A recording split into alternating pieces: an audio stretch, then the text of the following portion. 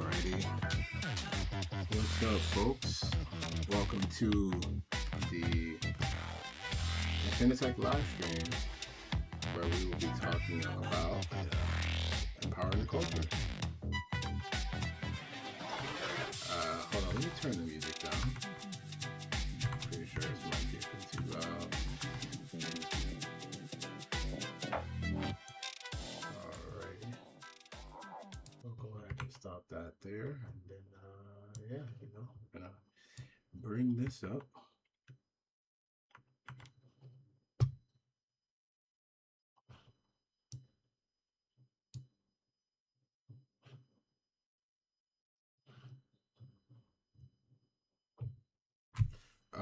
Okay, so I gotta turn the mic up a little bit. Okay, yeah, no problem. Let's get the gain turned up. Okay, can you hear me better now? Yeah, I gotta get the audio going because it's a little low, I think. So let me know if you can hear me a bit better now. That good? Okay, excellent, excellent. What's up, Wing Zero, and welcome DJ Really Real to the stream. It's good to see you all. Hope you're doing well. This is our first week of Empowering the Culture virtual, so we are live on Twitch and YouTube. So make sure you feel free to share the link to either one of the live streams. We're also live on Discord. Well, we're on Discord, and so we're welcoming people to join us in the Discord voice chat. Hold on one sec. We got a new mention over here. Let's see. Okay. Oh, we got some folks over here on Discord. Got to make sure they have the link. But we are going to jump into a voice chat on Discord as well. Wing Zero, I see you got my back over here. Thank you so much. If you could, just let people know that in the general voice chat, that's where we're going to be. So if you could direct everybody over there, I can share the links to the live streams as well.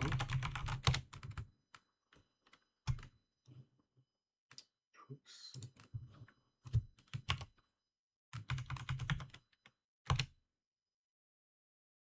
Oh my gosh. That did not work as planned. Hold on, folks. We're gonna get this together. We're gonna make sure that everybody is able to join us on Discord as well. Boom. Okay. All right. So, oh, you said volume could be louder. All right. Yeah. Let's get it. We'll turn it up there. We will turn the microphone up a tad bit. But yeah, welcome to the Infinitech live stream, where we are going to do a recap of everything at Empowering the Culture the past 4 weeks. So this is week number 5. Hope you all enjoyed Empowering the Culture there in Cleveland. Um, and yeah, now we're doing some things online here. So lots of different screens, lots of different things to look at. But we got some great information for you all. But tonight's going to be a little bit different because over the last month, we completed 4 incredible in-person events. Um, the in-person sessions of Empowering the Culture there in Cleveland were incredible, and I really hope that people enjoyed them. We did get a lot of great feedback in person, but this 5th week, we are now online here on Twitch and YouTube. And tonight is a chance for us to look back, reflect, answer some questions, and talk about where we go from here. And then later, well, actually, probably not too much later, but we'll also be just hanging out tonight and playing some games together. So we got some fighting games lined up this evening. We have Forza Horizon racing games lined up, and we got some shooters too. We got Overwatch lined up. So definitely gonna be getting some gaming going. So hopefully, folks in the chat will be looking forward to joining us in some of the games. What's up, Silver Experience and Prince Ish in the chat? We got so many folks that were in attendance at Empowering the Culture live with us today. So this is super duper exciting. I miss you all already. We spent the last 4 weeks together there in Cleveland at Atlas Cinemas, Shaker Square. For those who were not there, that's where it took place, right on the east side of Cleveland, in the heart of Shaker Square. And again, just so that everyone knows, we are also in the general voice chat on on Discord. So hold on, I'm gonna try to see if I can get the invite for everyone in case anyone wants to join us on Discord. And we're gonna share this in the chat. Not something that we typically do, but we're gonna get it going. Oh man, we got Cheerio 800. Yo, what's up? We got Vector Man X in the house. So many people here this evening. I'm so happy to see you all. Truly, these last 4 and 5 weeks have been so special. And just seeing everybody's names there, makes me happy. Shout outs to the folks on YouTube as well. We are now streaming on both Twitch and YouTube simultaneously. YouTube is a little new for me, so we got to build up a little bit of an audience over on YouTube. So if you prefer that, feel free to tune in via YouTube instead of Twitch. But yeah, we're getting it going. Oh, he said Jumbo is there with you. Excellent. What's up, Jumbo? Glad that all of you could join me here on Twitch tonight and YouTube. We're going to be talking a bit about empowering the culture. So there may be some viewers in the chat that were not there with us in person in Cleveland. Maybe there's some viewers that are here in Toronto or wherever you are and you're tuning in. Thank you so much for watching. Empowering the Culture was it was a really awesome experience, honestly, in my opinion. I'm a little biased, but it was a great experience. We had so many awesome conversations, which I'm going to show you all some clips from. We're going to actually watch a little bit of Empowering the Culture right here on Twitch. Hopefully, everything will work out well. Volume might be a tad bit low, but just crank your volume a little bit. I'll try not to talk over it too much, but yeah, you get to see a little bit of what it was all about. Empowering the Culture was funded by St. Luke's Foundation, and in partnership with the Greater Cleveland Urban Film Festival, and hosted at Atlas Cinemas in Shaker Square. So one of the questions, I'll start with this before we jump into like watching some of the videos. Why I wanted to do Empowering the Culture. That was one of the questions that was asked. And so to start, I would say I wanted to do Empowering the Culture. I wanted to build this team, I wanted to talk about the topics that we talked about because of the importance of all of it. Number one, first and foremost, the importance of community is very important. A lot of people in the gaming space, are always looking for a community. Like everyone's looking for a community, looking for a place to belong, or figuring out where you belong. There were lots of different topics like this that came up at Empowering the Culture, and so I really wanted to do this for a couple personal reasons, which I'll share with you all right here live tonight. One of the biggest personal reasons why I really wanted to do Empowering the Culture was um, it was a bit of a love letter from me to all of Cleveland, to all of the gaming community in Cleveland. And it was something that I felt, you know, really strongly, like honestly, really strong in my heart. I really wanted to just let people know the importance of the gaming space, games culture, and all the people within it.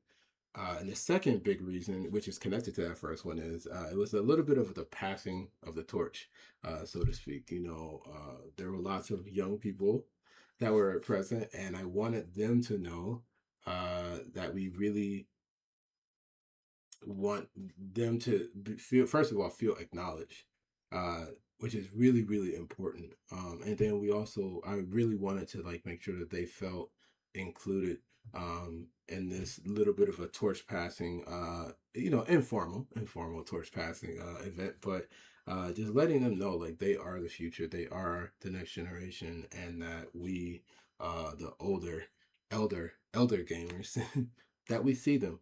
And I wanted to be able to pass down some of the knowledge, pass down some of the vibe, the energy in the room, let them experience and let them feel what makes gaming so special, at least to me. We brought in lots of different voices, just so that they could see multiple different perspectives. Because my perspective is just one of very, very, very many. Um, and yeah, that's really why. I guess if I could kind of put it simply, that's why I wanted to do Empowering the Culture. Also, I really want to give a huge, huge, huge shout out to the whole Empowering the Culture team.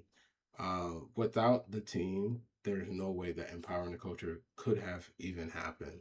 Infinitech, uh, you know, largely was a very few people historically, but with Empowering the Culture, we had to really uh, kind of expand that team and expand the vision and include many, many, many more people into it. And so it's a very special shout out to Ishmael, Prince Ish, um, to Dwayne Phoenix, to uh, Really Real Productions, to James and Terrence and Robert, to Melanie, to just so many people. Jared, um, Dr. Will, of course. Um, really just everyone. I hope I'm not forgetting anybody. Courtney, of course. Um, oh my God, who else? Like, they're so okay.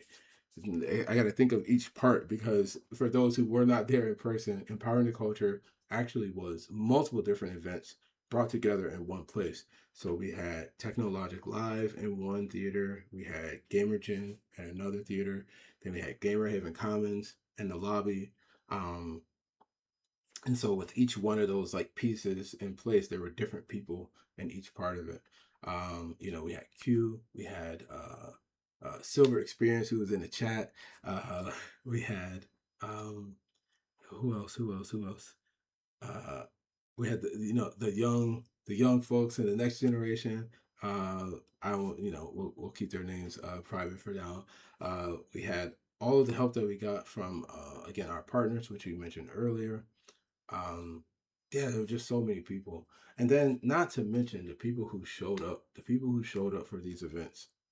Man, like, I was not the only one that got emotional. There were several people who got quite emotional during Empowering the Culture because there were a lot of faces, there were a lot of people there, that had not seen each other in a very long time.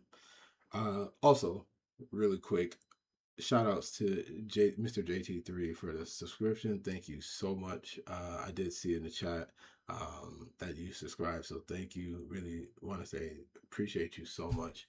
But yeah, there were just so many people there in attendance. Long list of names there too. I was surprised to see some family members that I hadn't seen in a very long time. Um, there were family of like many of the other people who were participating in empowering the culture. There were just so many people. So really just want to give a really big shout out. And I hope I didn't forget anybody, but huge shout out to everyone that showed up during the events.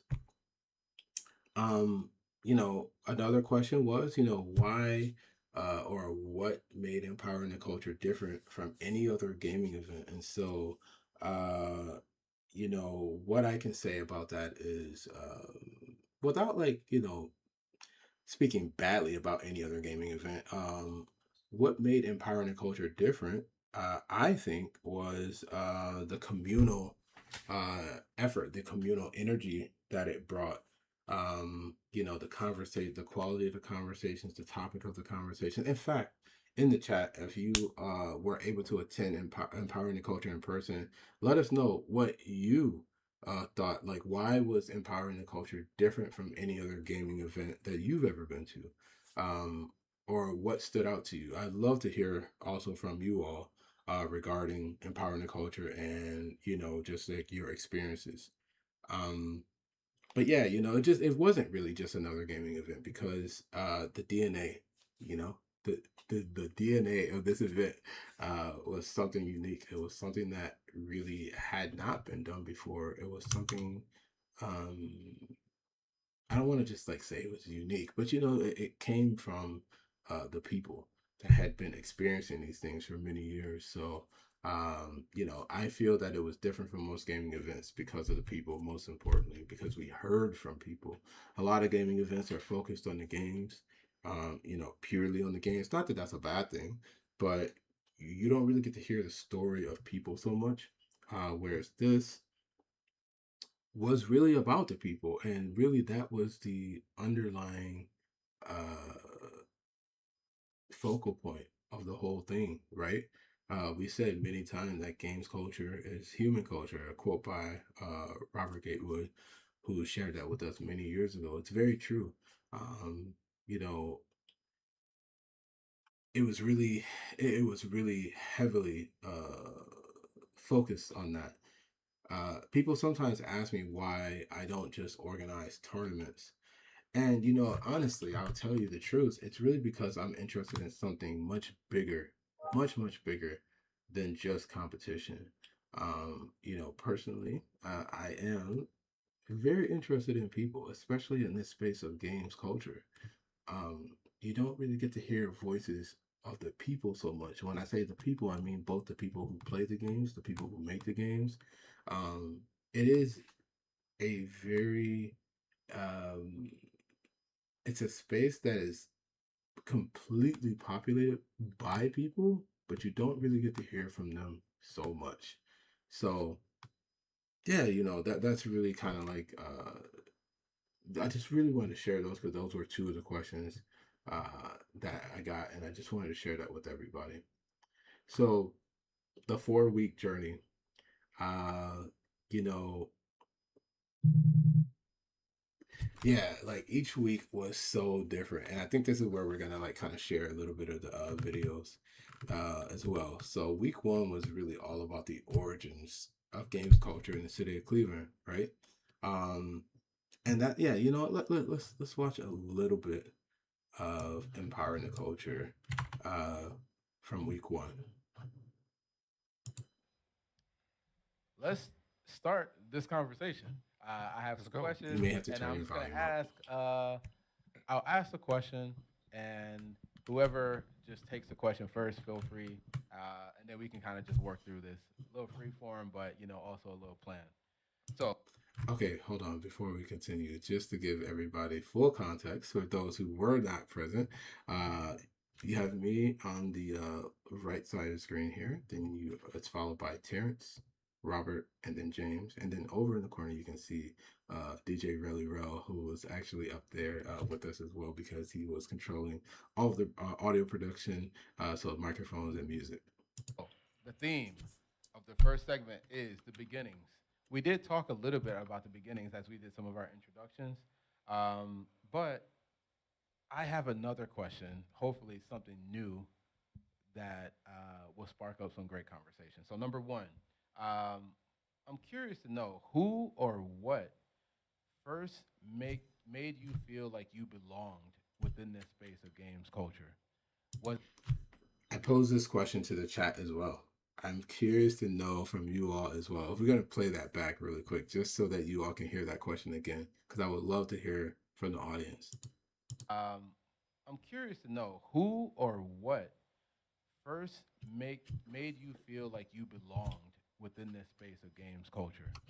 Was there a specific person? Was there a specific circumstance? Not just like a game, but what really sparked that feeling of belongingness to the community? So I really want to hear from the chat. I'm looking over here to see. Let me know what that was for you. Please feel free to drop that in the chat. And let me make sure I'm checking Discord as well. All right. Okay, yeah, let's go ahead and play. I can answer that actually. Didn't think I'd have an answer because my brain was going video games, but admittedly, like I wasn't good enough on the sticks to be at the arcade all that much, so I didn't really have community there. A lot of people that I knew that I cared about did, but I didn't feel it. I really got it in high school, probably 10th grade, um, when I learned about Dungeons and Dragons and Magic the Gathering. I found the science teacher had a after school activity where he would just do those kind of games. And yeah, that was probably it because that shifted again. I was at that point playing all the video games, console, but never arcade. But I didn't really play with people more than one person, like one on one. So, getting around a table and having a DM run us in a campaign, that shifted something. And so, yeah, that's probably where I first felt like, oh, this is my community. I belong in this thing.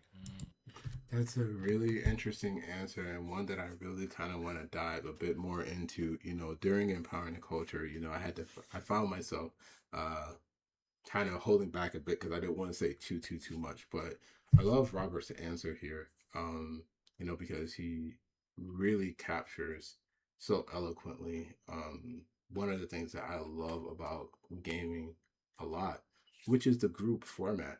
Playing Dungeons and Dragons is one of the greatest, I would say, multiplayer gaming experiences that there is. I genuinely believe that. Oh, and then Prince Ish in the chat is saying that I would say my brothers, when I reach a certain age, playing Street Fighter and playing RPGs. Oh, that's great. And so, what? Give us example of some of the RPGs that you play. I'm just curious to know what RPGs left an impression on you. I love that. Anybody else want to take a crack at that one? No?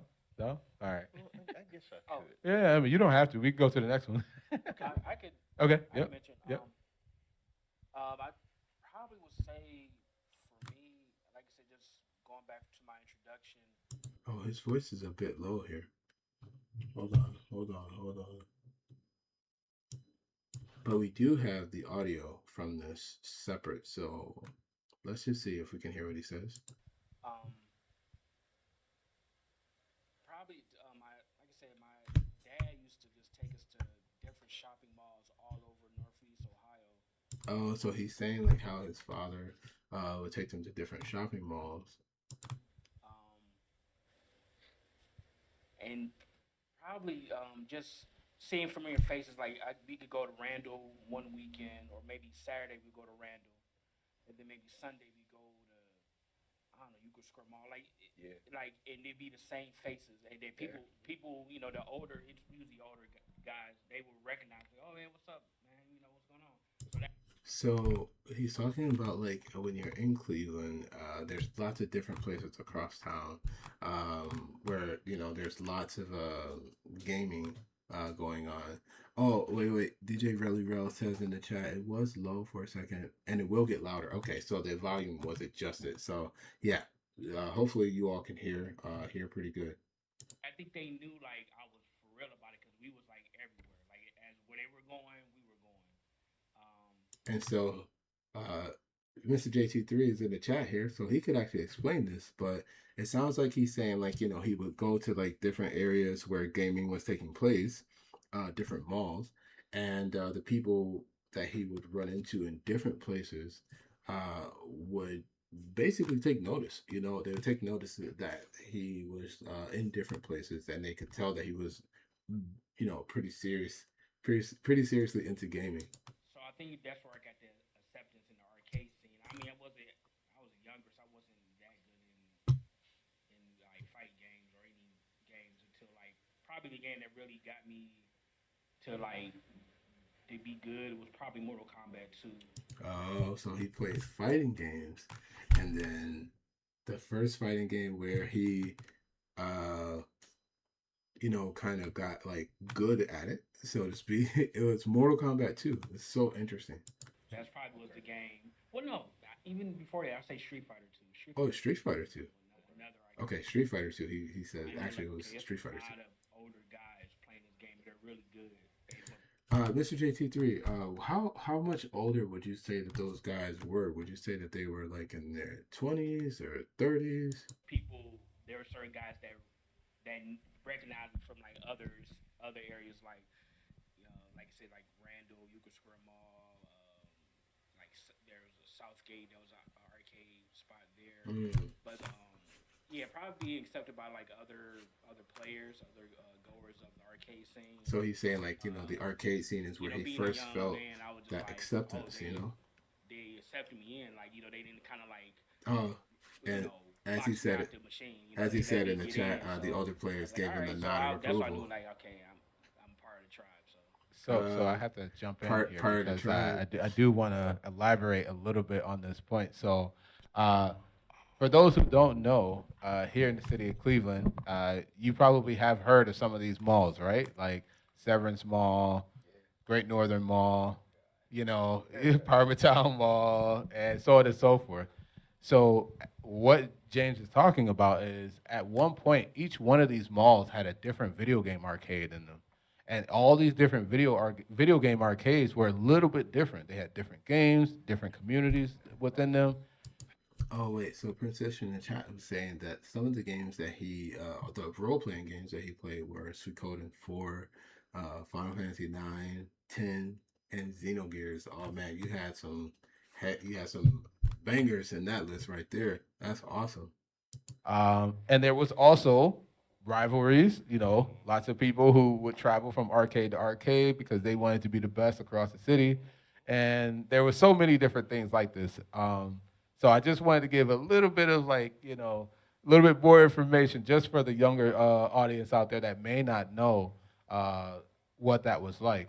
And I say younger, meaning like really the folks who are just a little bit younger than us because we experienced kind of like the tail end of the arcade era. We were all pretty young, as James was saying. Like we were not adults at that time. We were like as young as our friend right here in the first row.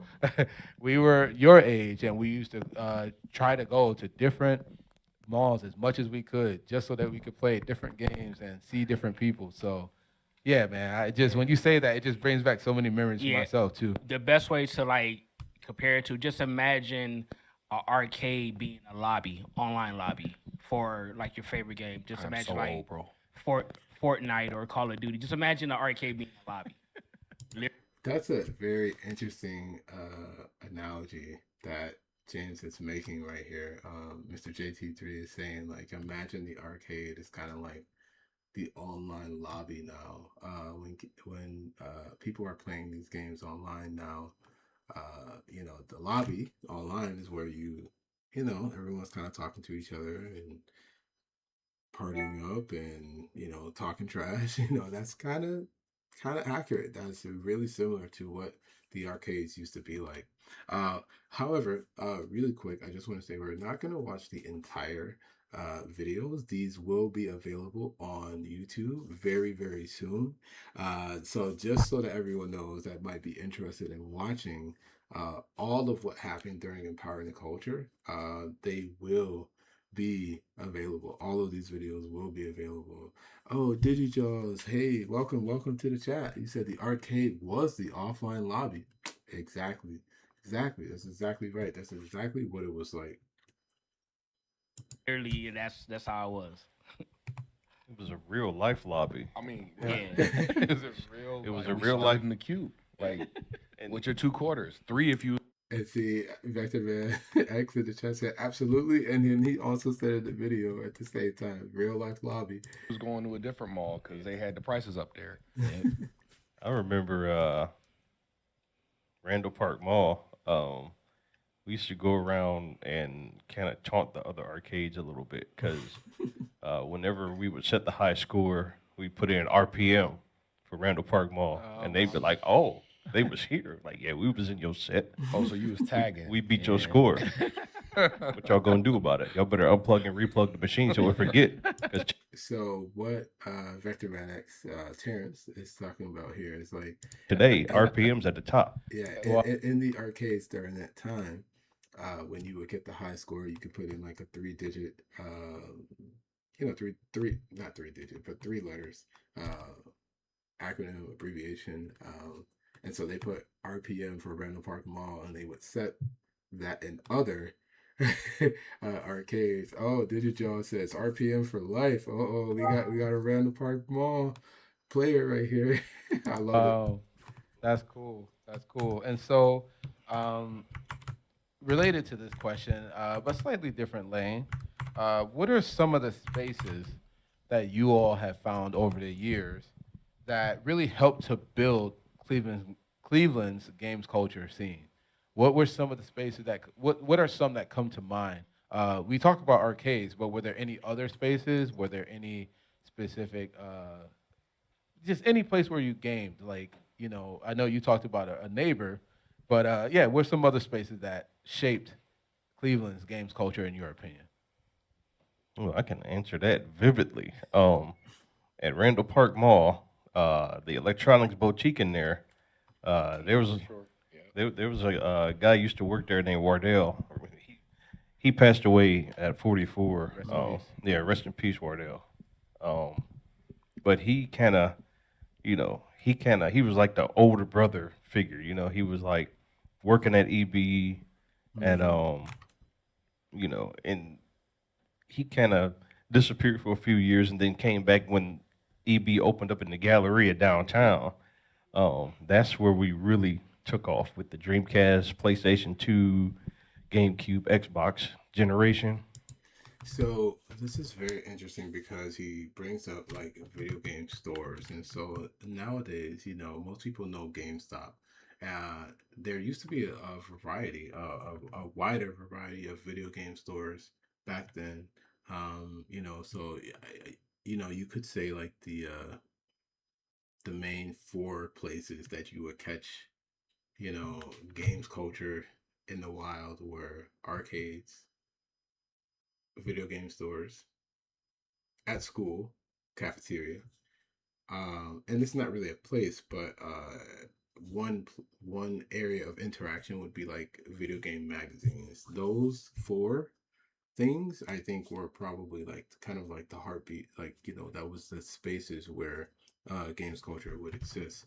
And so with that, again, we will not be watching the entire videos today. Right here on Twitch.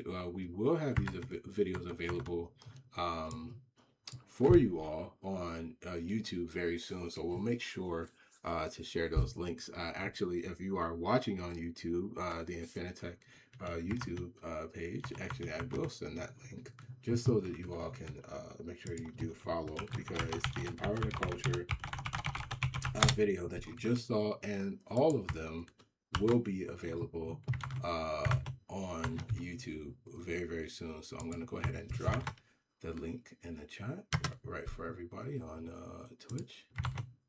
Hold on just a second. Let's make sure we get that in here. And boom. So yeah, that we will make sure that we do get those uploaded as soon as possible. So moving on to week two, because week two was also very, very interesting. There was some different videos during week two. Okay, hold on one second. I gotta make sure that we switch the video really, really quick. My apologies for the delay. But yeah, so week two was a little bit different. We had a different topic, which you're gonna see momentarily. 1 second. But week two was about creativity, and cultural expression. So we're gonna bring that one. It's just ooh, that was much louder. Okay, so sorry, folks, you might wanna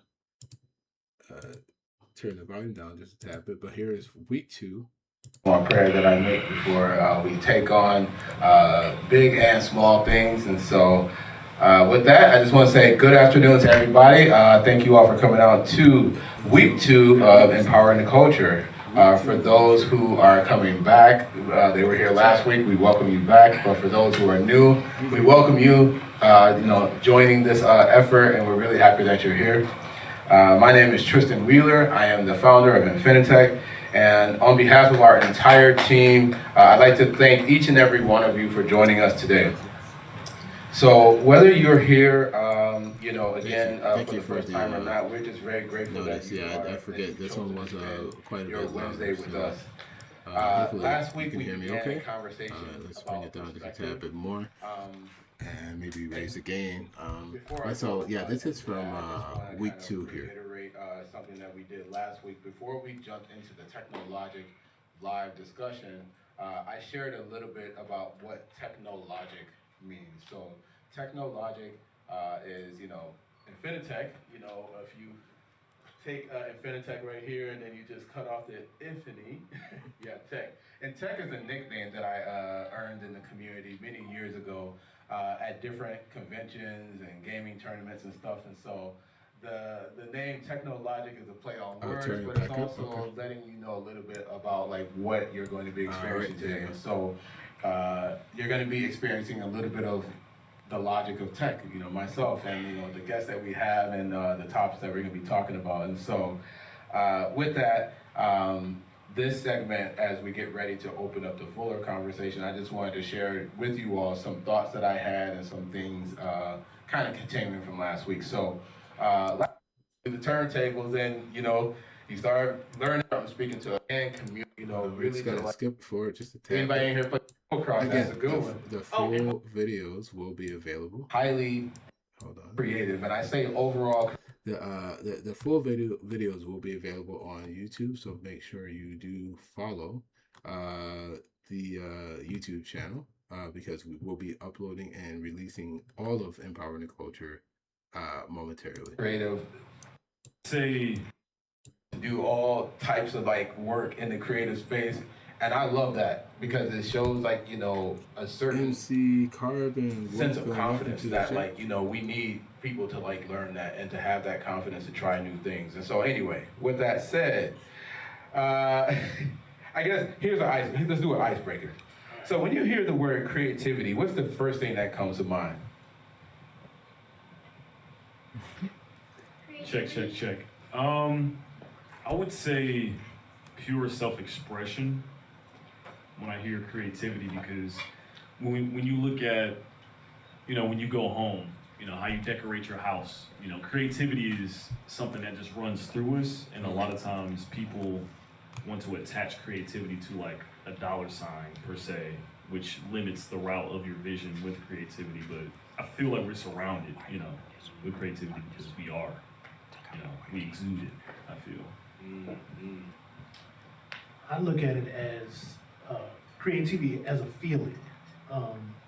When you create, you're going to impose a feeling onto somebody or something. So creativity for me is always about how can I make you feel a certain kind of way by whatever we decide to create, be it music, be it cooking, be it designing something. How is it going to make you feel once it's created? So it's all about feeling and emotion of how people are going to feel when you do something. I like both of those a lot, man. Especially, you know, in the world that we live in today, especially here, you know, in the United States of America, you know, people monetize everything, and so you know, it's very interesting. You point that out, like you know, when people hear creativity, they associate it with a dollar sign, and you know, I can see how that could be limiting because creativity is not just about the money at the end of the day, and then also like you know, creativity as a feeling, like I really, really, really vibe with that, like heavy. That makes a lot of sense to me. Yeah, it's all with music. It's all about a feeling. So yeah, this was a super interesting conversation for so many different reasons, and yeah, like okay, first of all, I really want to rewatch all of these with you all, but again, because of time, we will be uploading all of these videos on YouTube. So make sure you follow the YouTube. We'll get that link in the chat one more time, and if you follow Infinitech on YouTube, all of these videos will be uploaded and available for you to watch in their entirety very, very, very soon. So we'll continue. So, you know, that's my connection, you know, in terms of how I relate everything. I've always told people, you can take anything in the world away from me, don't take my music. You can take TV, you can take books, you can take all of that, just leave me my music, because I can create memories. I have photos in my mind of what music has done for me. Wow. So I can create those pictures and those images from the music I play. Wow. Yeah, that's profound.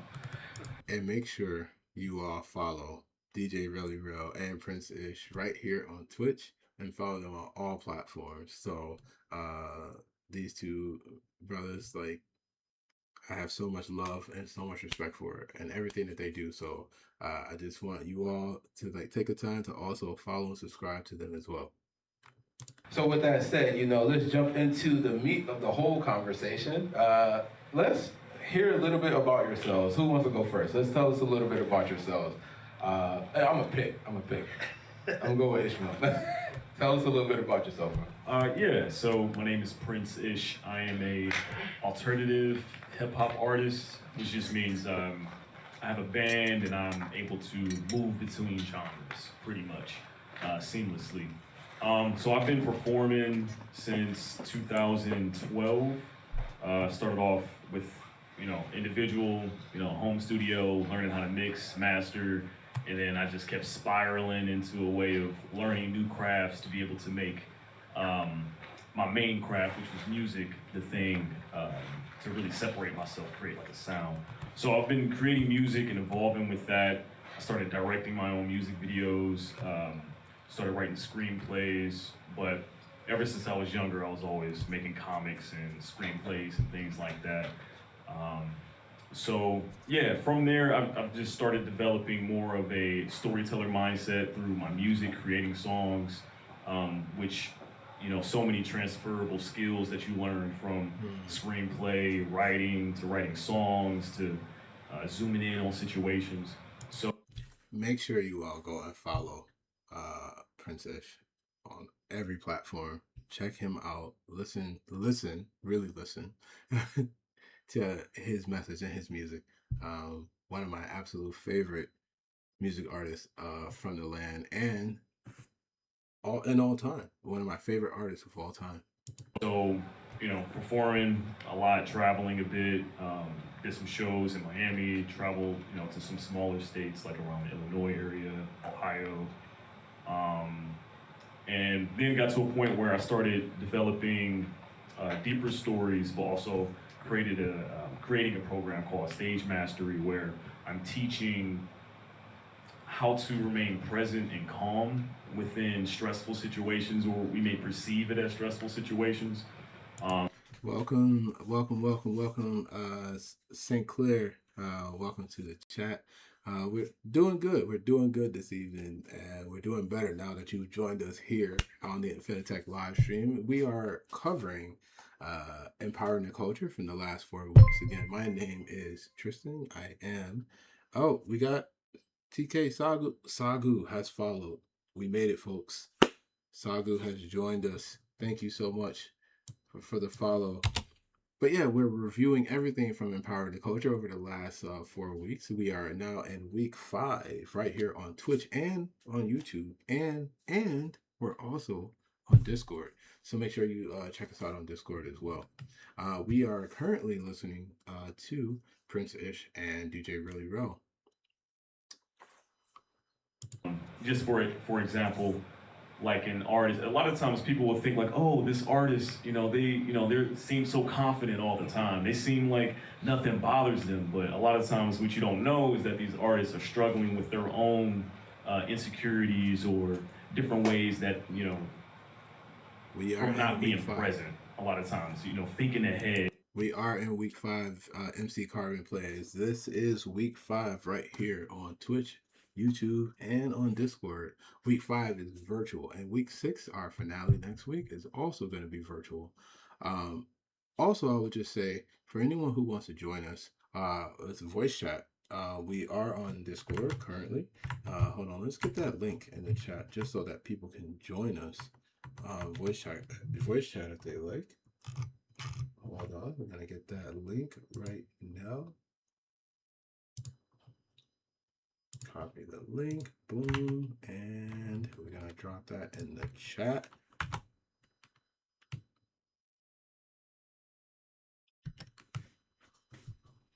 Oh, good call, good call. Yeah, we got week 6. Oops, week 6. We said week 6 on Twitch, but it's actually week 5. You're absolutely right. Let's fix that. Oh, no. Hold on. If one of the mods, oh, wait, here we go. Boom. Sorry, like our whole setup is a little bit different right now. I appreciate it. Thank you so much, MC Carvin. We got you. We got it. I believe we got it. Let me reload over here. Hold on. Which isn't a bad thing if you do it intentionally. But if you just let your brain just keep thinking ahead, that can affect so many things as an artist. When you're in the studio, performing, even talking to people about your music, But yeah, so what I do is being able to share the tools that I've learned over the years of my career of how to remain present, gaining connection with the crowd, and also being yourself. Because a lot of times when we look at those things, we can think of it as being, oh, I gotta worry about this, I gotta think about this, oh, now I gotta, like when there's a band, it's like, oh, I gotta manage the guys. Right. It's like there's a lot of layers. But when you approach things one at a time with like a discipline aspect of, number one is if you love it, that'll carry you through things. But there is elements of like developing disciplines so you can kind of stack these skills and then everything just kind of flows. But yeah, that's pretty much where I'm at right now. It's like I'm having fun doing festivals and expanding, growing, and working on our first documentary, Gamer Gen, and excited to sit down with everyone who cares to share their story with me. Hold on. We got there's a lot of gems that Prince Ish just dropped right there. First and foremost, let me just say, Prince Ish is one of those people in my life who has really helped me a lot. And he actually mentioned the statement in this piece right here, talking about staying present and how important that is. Prince Ish, just want to say, appreciate you so much, because that is a reminder that I often come back to, and I will share that with everyone else. Being present is very, very, very important. Secondly, Prince Ish was also the director of the Gamer Gen documentary. And so Gamer Gen, as you can see right in the middle of the screen to his left there, Gamer Gen, Where Stories Emerge, is the title of the documentary that we produced, that we are producing here at Empowering the Culture and beyond. Gamer Gen is a collection of stories and an overall story that's going to be told very soon. So make sure you all keep in touch and follow us for that, because Gamer Gen is going to be one for the ages, as they say. So make sure, keep your eyes out. Keep your eyes open for that one. I see over here in the chat. So again, I just want to make sure I acknowledge everybody in the chat. Thank you all so much. We got St. Clair, we got TK Sagu, MC Carbon Plays, that just joined a bit ago. Cheerio 800. Thank you so much. Also, still vibing with us here in the chat. And Mr. JT3 says, I know that firsthand. Thank you for being there when I needed support most, bro. Like, see, I don't need to say too much. I don't need to say too much. The community is saying it all. Just listen, if you're here for vibes, as Sagu said, just know that we got vibes aplenty, all right? And make sure you all connect with each other. That's the whole point. Stay connected. And, hopefully along the way, there's some tools that I can give out. Awesome. Yeah, Mike's story is not as exciting as his. No, I've been DJ DJing Really Real for is that 35 years now. So I started the music thing I've always loved music, but I really started getting into it more when I was in college. Watching guys do stuff with the music and parties, and I was just fascinated. And talked to a guy who was doing it. He had some equipment in his room. I was like, yeah, whatever. He was making these mixtapes. Went and hung out with him. Sure enough, he had a whole turntables, records, and he showed me a couple things, and I just got stuck. I looked up, it was like 5 hours later, I'm still there. Missed class the next day, because I'm in there with all this music. So that's kind of how my journey started in college. As I got out of college and started doing more events, started with the family things, then it started progressing into, hey, do you do weddings, do you do birthday parties, and everything else. And then I was like, yeah, so it started growing from there, and it kind of expanded. So kind of built my thing through word of mouth in terms of the people I met. They referred me to other people, and it just kind of, I think I have a wedding to this day that's been recycled about 10, 12 times. I did one wedding, somebody from that wedding said, hey, can you do my wedding? Sure, wow. I did their wedding, and then somebody from that wedding, wow. And they'll tell two friends, and so on, and so on. So it's been a beautiful thing, but the music has taken me places that I never imagined it would. 6 years ago when the pandemic happened, we found out about streaming, and I started streaming on Twitch. Oh. So I started on Facebook and IG like everybody else, but we got tired of getting cut off. My son told us about Twitch and said, hey, Dad, you gotta check it out. They got a lot of DJs over there. You might like it. I was like, cool. Went over there, and sure enough, I was able to express myself without any interruptions, and I could stay on as long as I wanted. And it was just like the whole new world opened up. I was like, are you kidding me? Wow. And I've met some of the most amazing people since I've been on Twitch. I've been still streaming to this day. I streamed yesterday. Yeah. I stream at least 2 days a week, but as a result of it, like Ish was saying, you build so many things from it, and it's about the community. We built a community. I never thought that I would be able to interact and talk to people from the UK, from Japan, from France, from Brazil, from Germany, Canada, and in the States. And it's amazing that I can look at these people and I can pick up the phone and literally call them right now. Yeah. And I'm like, these are people I would have never met had it not been for the pandemic, which was a bad thing, but a great thing came out of it. But also, too, the community, which is the same with gaming. You party up. Literally, Princess just said in the chat, community is everything, and DJ Really Real right there just confirmed it. Met, had it not been for the pandemic, which was a bad thing, but a great thing came out of it. But also, too, the community, which is the same with gaming. You party up, let's party. Yeah. You have a community that you built of like-minded people who want to get together and play this game. Yeah. And we've actually been blessed enough to do it live.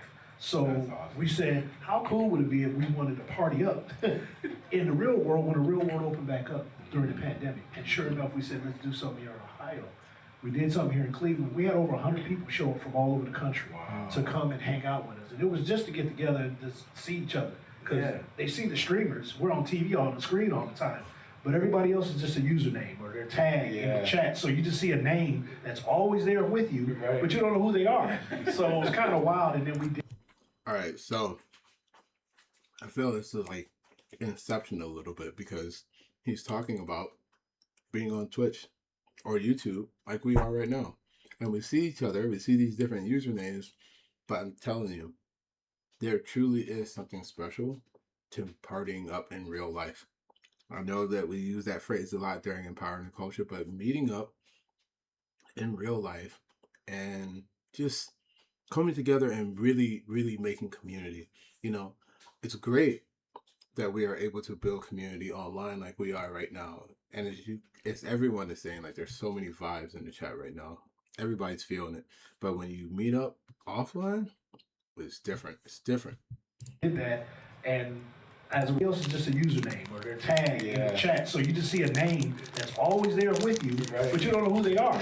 So it's kind of wild, and then we did that, and as a result of it, long story, we've turned it into a nonprofit.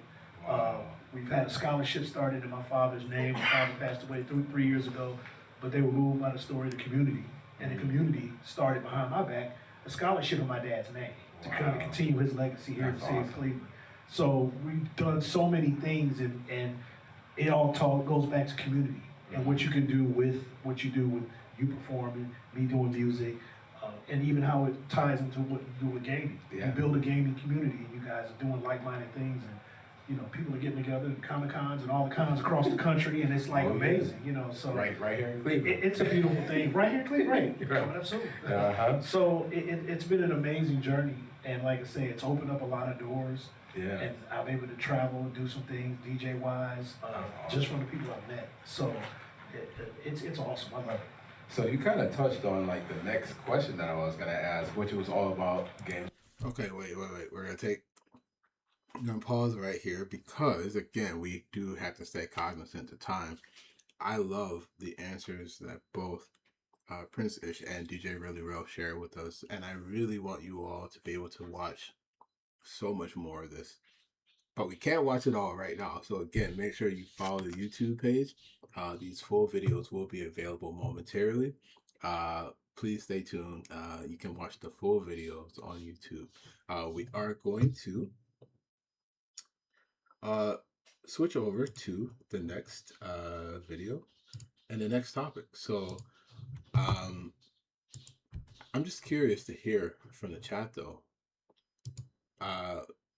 DJ Really Real just said, when you meet your viewers and your followers in real life, there's a feeling like no other. And Silver Experience says it really is different, as we were talking about when you do meet up in real life versus when you are online. There's a huge difference. And again, I'm not the one just saying that. It is being confirmed in real time. You can see that people are talking about this in the chat, and we're really trying to push more of that, you know, not just for like, again, it's never about one person or one organization. It's really all about all of us. It's about that human connection. It's about that community, feeling a place to belong. I know you all see the green light on me because that's what the next video is coming up right here. Hold on, let's get that back up. Get that back up on the screen right now, because this is from week 3, and we were joined by Dr. Will. This session was also just like the previous 2. It was incredible. It was an incredible session with a great talk. And so we're gonna just share a little bit of that as well. So give us just a second. Get this lined up, because you know we had a little bit of a opening there. That he's not only passing the about our and to learn from each other. Bring back LAN parties. Prince Ish says in the chat, bring back LAN parties. I could not agree more. We need more of that. Oh wait, DJ Really Real shares like a comment in the chat as well. Been streaming for 6 years, and there hasn't been a day that goes by when someone has told me that they really needed my music that day to help them get through whatever they were dealing with at the time. And this is it. This is the importance of community, regardless of what it is that you're coming together on. Community is so important. Oh wait, hold on. MC Carbon Plays said, I've never been to a LAN party before. We are going to have to change that. We're going to change that. Don't worry, MC Carbon, we got you. We definitely going to have to change that soon. Very, very, very soon. And ultimately, to party up in real life. So with that said, I'd like to move on to introducing our guest speaker for the evening. Tonight's conversation is one that I have genuinely been looking forward to for so long. One of the things I admire most about our next guest is that he challenges us to think differently, not only about gaming, but about ourselves. Tomorrow's technology isn't really enough. Tomorrow's games aren't enough. If we're gonna build healthier communities, we also have to become healthier human beings. Our guest this evening has spent years exploring connections between psychology, wellness, community, identity, and games culture. He is the founder of Washington Wellness Institute and Unity. Are we allowed to say that? Okay. I didn't know if that was something he was. Okay, so for context, what I was talking about right there is Unity. Dr. Will is also the founder of Unity, so we'll make sure that we get more information about Unity out to the whole community very, very soon.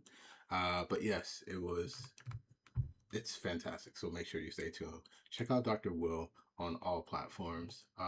You definitely need him as a part of your ecosystem, and I mean that so much. On the draw right now or later, but also the founder of Unity. And tonight he'll introduce us to a concept that I believe has the potential to change how many of us think about gaming itself. Not simply as entertainment, but as an opportunity for growth, for healing, for connection, and for purpose. Please join me in giving a warm, empowering culture welcome to Dr. William C. Washington. What's up, y'all? Let's keep it going. Let's go. Yeah. See, that's what I love about how we got louder is because that's the type of applause that you need for yourself.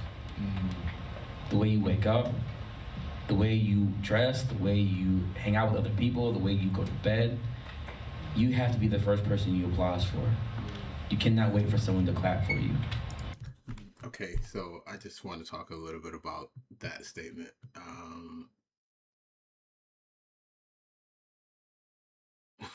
Wow, hold on. Let's hear it one more time, actually. What I love about how we got louder is because that's the type of applause that you need for yourself. The way you wake up, the way you dress, the way you hang out with other people, the way you go to bed, you have to be the first person you applaud for. Wow, you have to be the first person that you applaud. You know, that is, wow. To applaud yourself is, I needed to hear that. You cannot wait for someone to clap for you. Can't wait. So I'm hoping that when you were doing that, that's the effort that you need to put in yourself. And I appreciate you all clapping for us, right? And so before I even get started, I just want to say thank you, Tristan, for being a pioneer. So Tristan's not a leader, Tristan's what you call a pioneer. Very big difference. Pioneers do things in the dark, hoping that one day we can relish in the light. So the fact that he's not only passing the torch, but he's also making he's making the actual stick at the same time. Not a lot of people are willing to do that because it's scary because we don't know what the outcome is going to be. So just want to give it up. Let's clap as loud as you did for me for Tristan, real quick. I didn't think I'd have to relive this again. I know it's awkward. Just keep doing it. All right, yeah. Thank you. It was very awkward. Of course. So we're going to talk a lot about some internalized things. And I want you all to just stick with me. I'm going to say a lot of words. I'm going to say a lot of emotional things. And then also I'm going to say some very ridiculous things. And also shout out to Wing Zero, helping me through my presentation. I didn't do this alone. So this is a team effort. And I want to invite you to join me. If you see a slide that sparks something, please come into this. Okay. All right. Yeah. We're partying up. Like the Game Boy screen right here. There's a reason. Everything has a reason. I love it. Everything has a purpose. Everything I do has a purpose. The success is in the detail, right? So, let's get into this. Let's do it. Hold on. I just want to acknowledge in the chat. So this conversation, I've been paying attention, but just we got a moment to pause. We're talking about LAN parties. So for those who don't know, LAN party, LAN, LAN, stands for local area network. LAN parties are,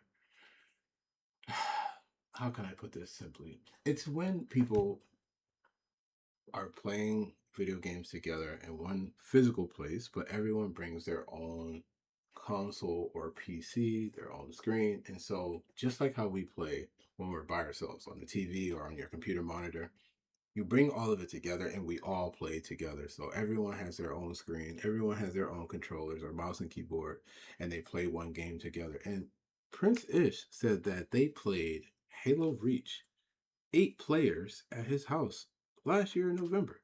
LAN parties are still happening, folks. You just got to make it happen. You just got to find your people, let them know what's happening, give them a date, give them a time, tell them to bring BYOC, right? Bring your own console or bring your own computer. Bring it all and play together.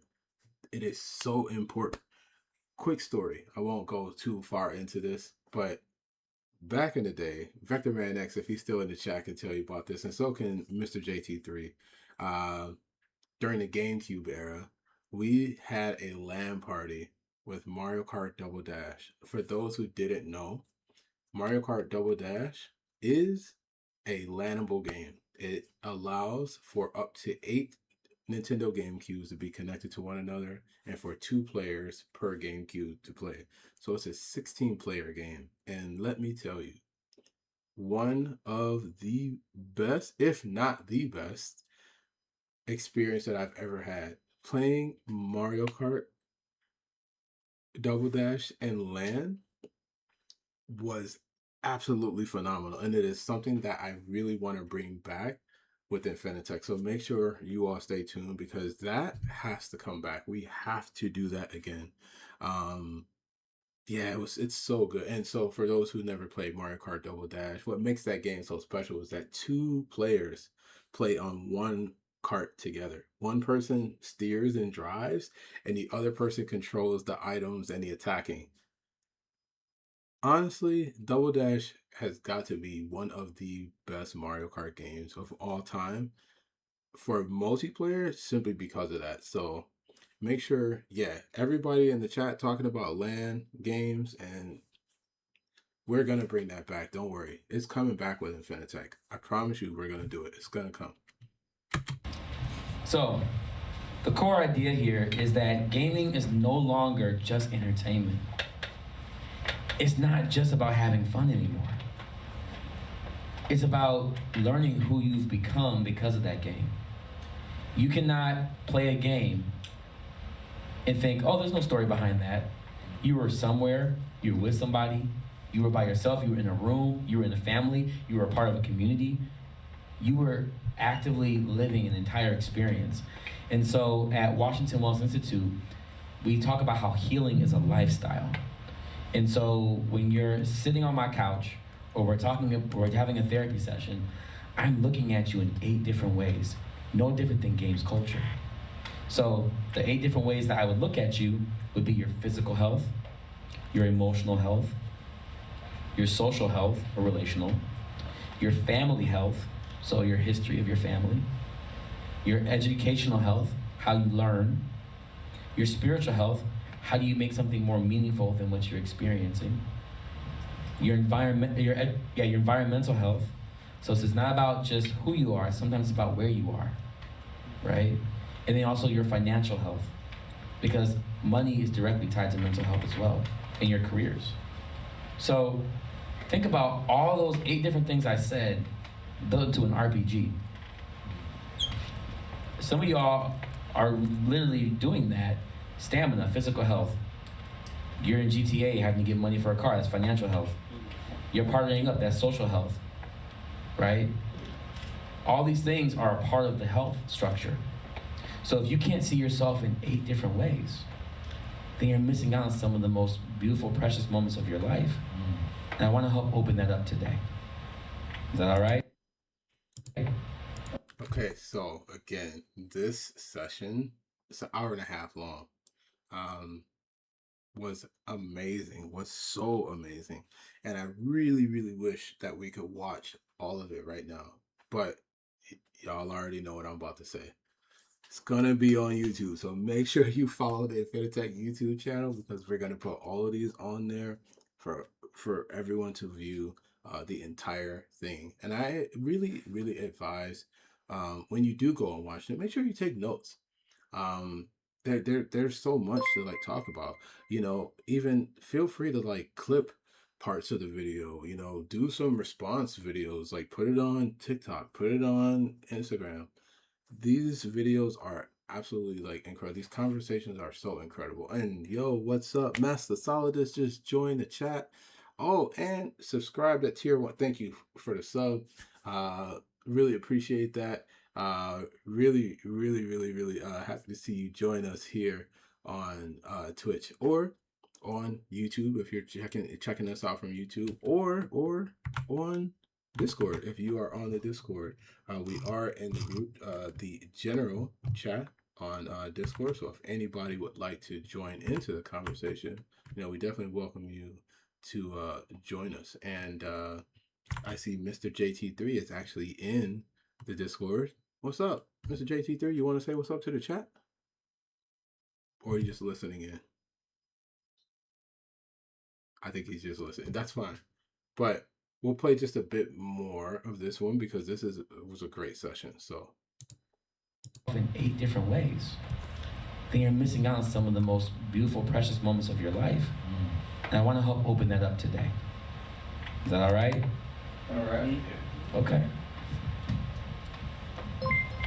So, we're going to have topics because if not, I'll talk to you for like 7 hours. oh man. Wait, hold on.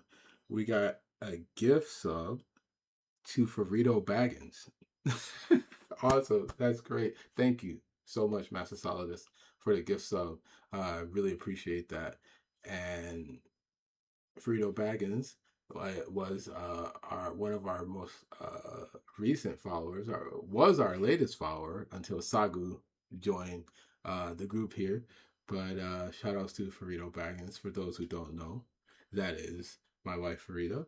A few people here in the chat have met Farida before, but you know, hopefully you all will meet her in Cleveland this September, as we hope that she'll be joining us for Cleveland Gaming Classic. Oh, look at that. She finally speaks up. she's been in the chat following along, and feel free to give her a follow as well. I spent my entire life doing this. So I'm like, you want to talk about life? Let's do it. That's how I am with games culture. Yeah. You get me started talking about games culture, it's just gonna be a whole I would knock on doors. I will knock on doors. Like, have you heard about games culture? So these are the 6 topics I want to do to keep it all succinct, okay? First one, why gamership matters. We talk about musicianship, sportsmanship. Why not gamership?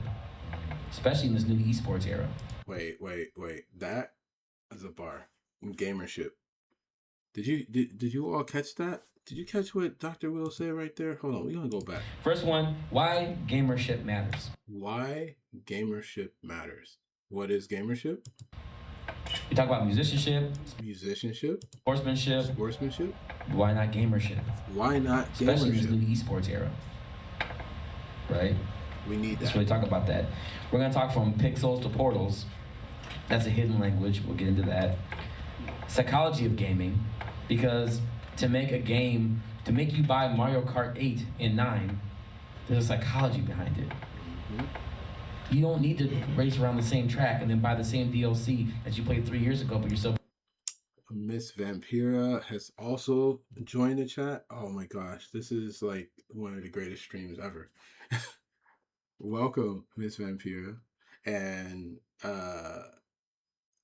so many memories. I wish that I could really encapsulate all of the live streams that Ms. Vampire and I did together for CPO Play Online. That's deep cut. That's some history right there. But I'm so happy to see Ms. Vampire in the chat as well. We got everybody in here playing it. I still play the same Skyrim that I started on my PS3. I bought it 5 times. Why? When did Skyrim originally release? Anybody know? 11/11/11. Wow, 2011. Why have I been playing the same story that many times? I killed the same dragon. You know what I'm saying? You know what? Quick note. Talking about Skyrim, because he just mentioned Skyrim. I just thought about it. Frito Baggins, you may need to try that game. You probably would really like Skyrim.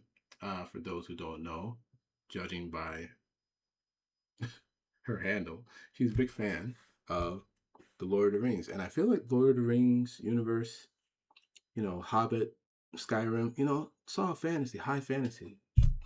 I forgot all about that one. I'm going to have to show you that game one day. I'm still aware why. 2011. Why have I been playing the same story that many times? I killed the same dragon. You know what I'm saying? I'm still aware. I still choose werewolf or vampire every time. So, all right, werewolf or vampire? Werewolf or vampire? In the chat, we just need to hear from everybody. Werewolf or vampire? Oh wait, Dream Stream TV, right? Miss Vampire, we're gonna have to make that happen. We need to get some more live streams going. Sorry, I'm catching up on the chat here. Dawnguard story. Okay. Yeah, see, everyone played Skyrim. I need to play. I have it. I need to play it through to the end. I know, shameful. I have not played Skyrim. Well, there really is no ending to the game, it seems. People play that game forever. But anyway.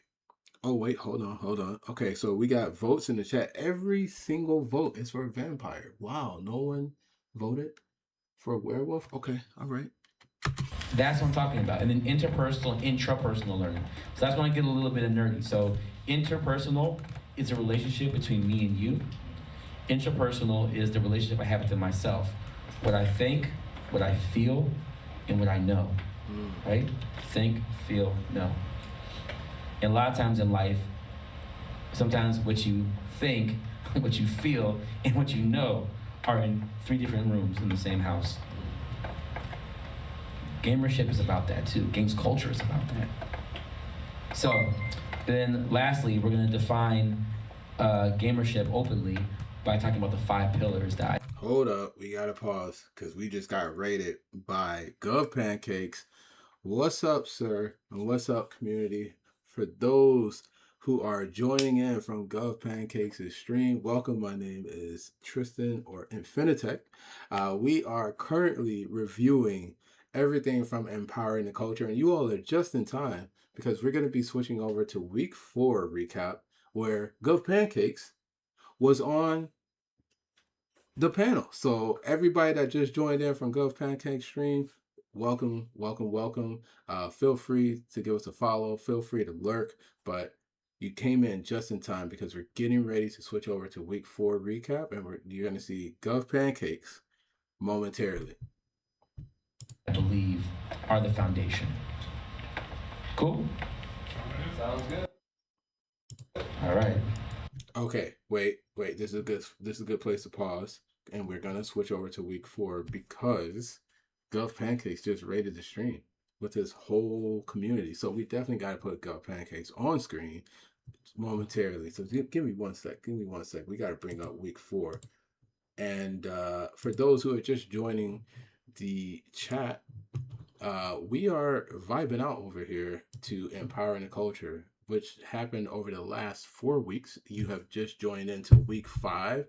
This is the virtual session of Empowering the Culture, and we're starting it off, kicking the whole thing off with a recap from each week.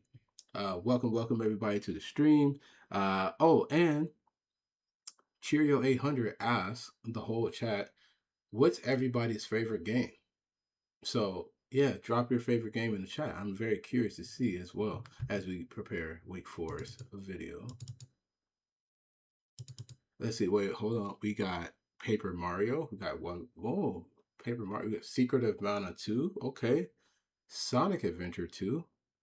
Yeah, we got some nice games here.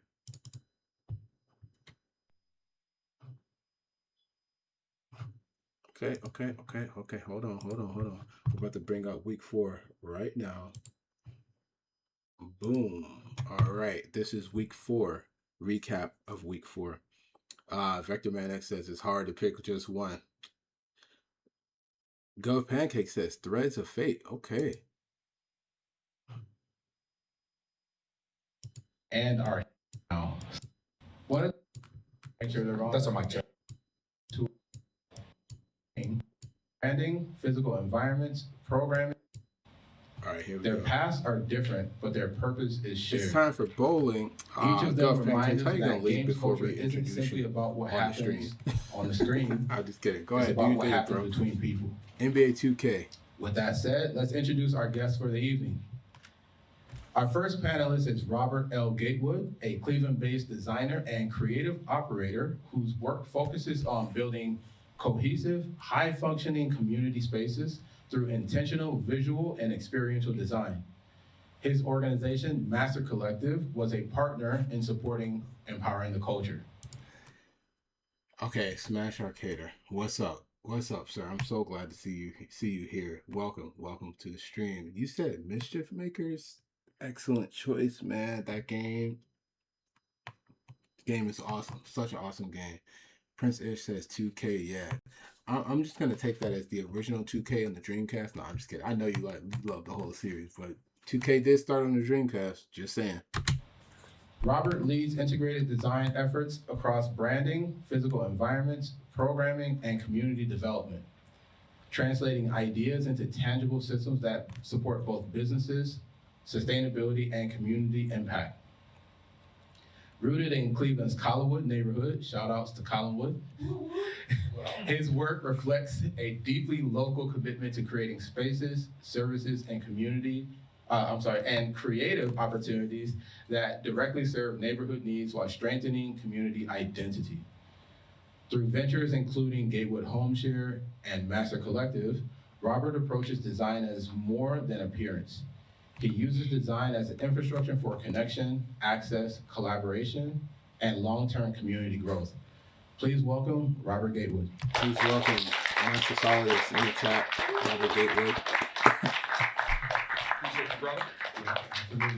Also, the bouncer, Mr. JT3. Oof. Had to take the long road. There's lots of bottles of water. I see that. Appreciate it. Our second panelist, hold on, handshake. Our second panelist is Alan Dennis, better known throughout the gaming Gov Pancakes, who community just as left the Gov chat. Pancakes.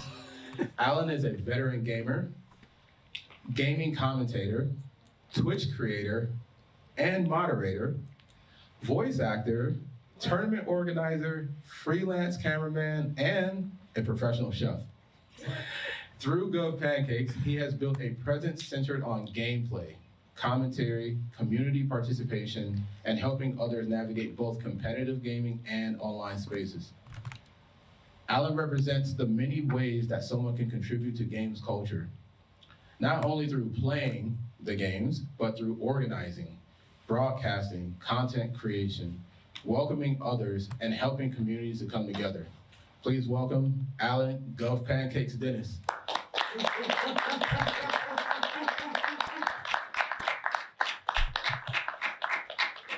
As he just left the chat, he rated and left, so I can't Gotta do get the that. Thank handshakes you. for each one. Our last guest, when you come down, I'll shake your hand first, because you're gonna be on the other end of the seat. Our third panelist is Jared Huntley, a Cleveland-based game developer, technical leader, educator, and mentor. Jared currently serves as a director of DevOps at Alchemy Labs. Did I say that right? Okay, excellent. A virtual reality game studio where he previously worked as a senior lead optimization engineer and lead optimization engineer. He is also the founder, creative director, and lead programmer of Polytundra, and independent game development company rooted here in Greater Cleveland. Jared served as lead programmer on the narrative game We Are OFK, overseeing areas including game architecture, gameplay systems, user interface, and user experience, as well as internal development tools and coordination with the outside technical partners. The game went on to receive a Peabody Award for excellence in storytelling. Beyond his professional work, Jared has shared his experience through game development talks, university presentations, teaching, and mentorship in the United States and internationally. He has also spoken openly about the important role the Cleveland game. Let's get rid of this guy in the chat.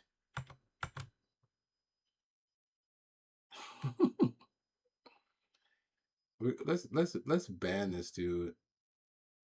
Yeah, there we go. Excellent. Thank you, moderator. Developers community played in helping him build his career. Please welcome Jared Huntley. Please welcome Jared Huntley.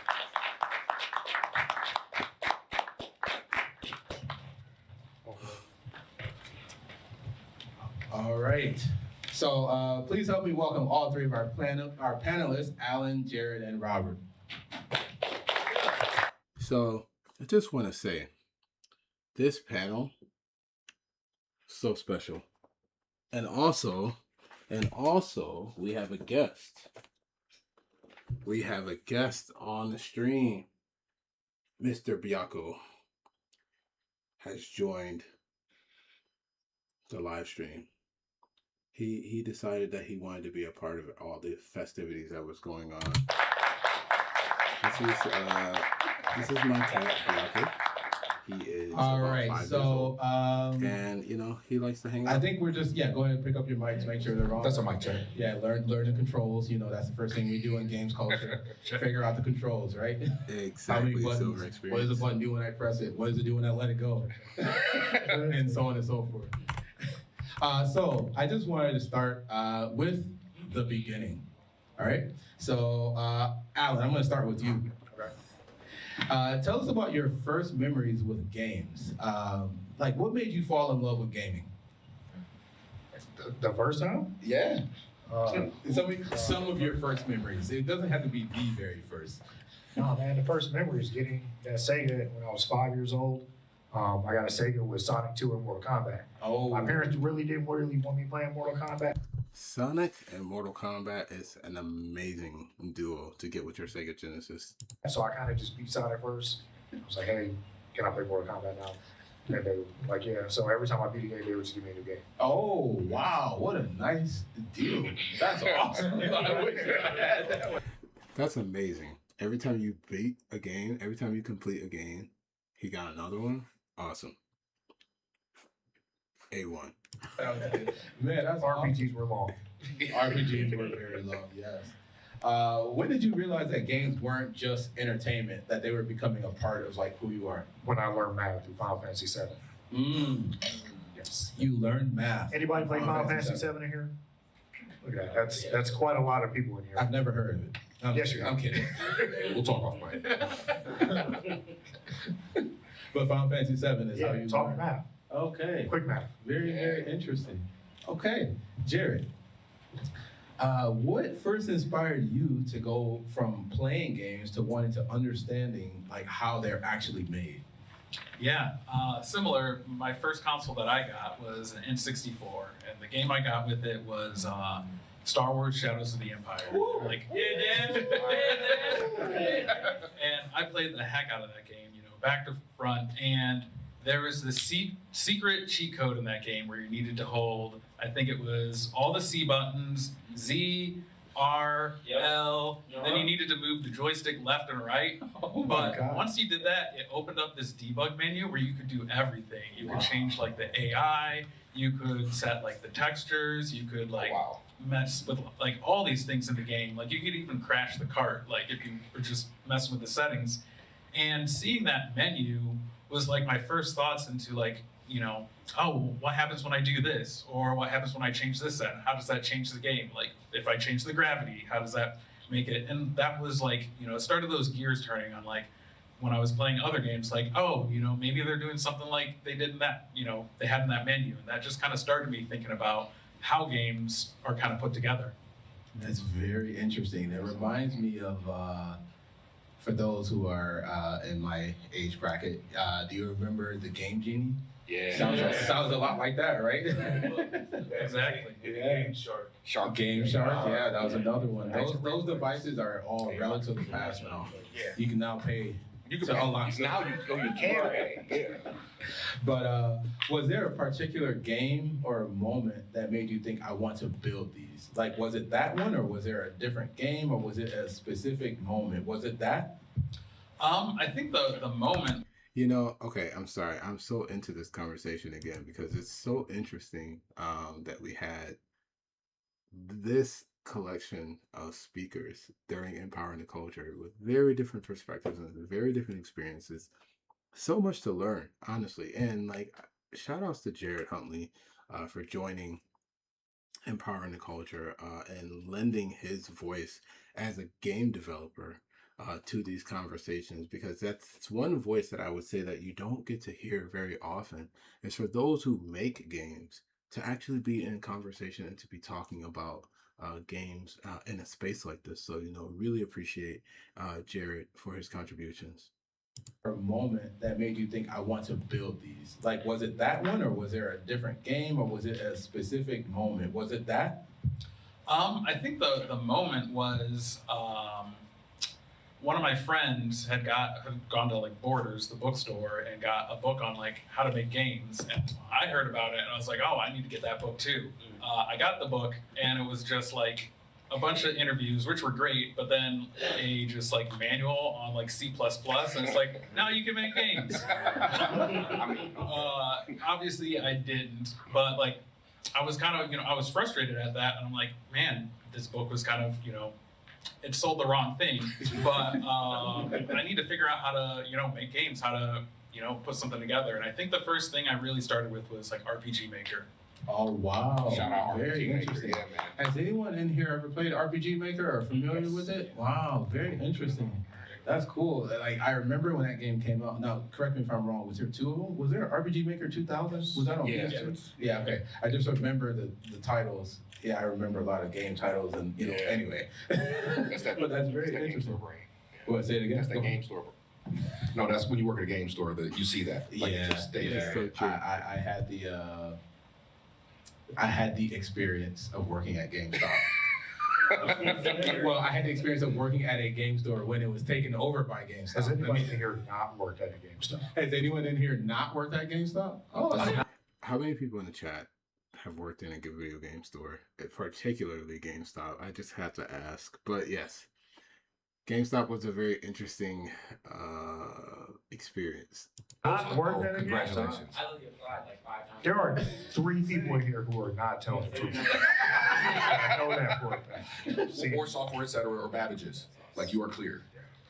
But anyway. the game store. EB Games, Yes. Funko Land. Working in a video game store is not in and of itself a negative thing, but it can be a horribly negative thing. That's all I'm gonna say. I'm not gonna spend this live stream venting about my experience working in video game stores, but maybe that's a conversation that we need to have in an offline setting. But yeah, it can definitely leave quite the impact. That's all I'm gonna say. You said you wanted to. You did want to, but they would never hire you. Yeah, see, video game stores changed. That's all I can say.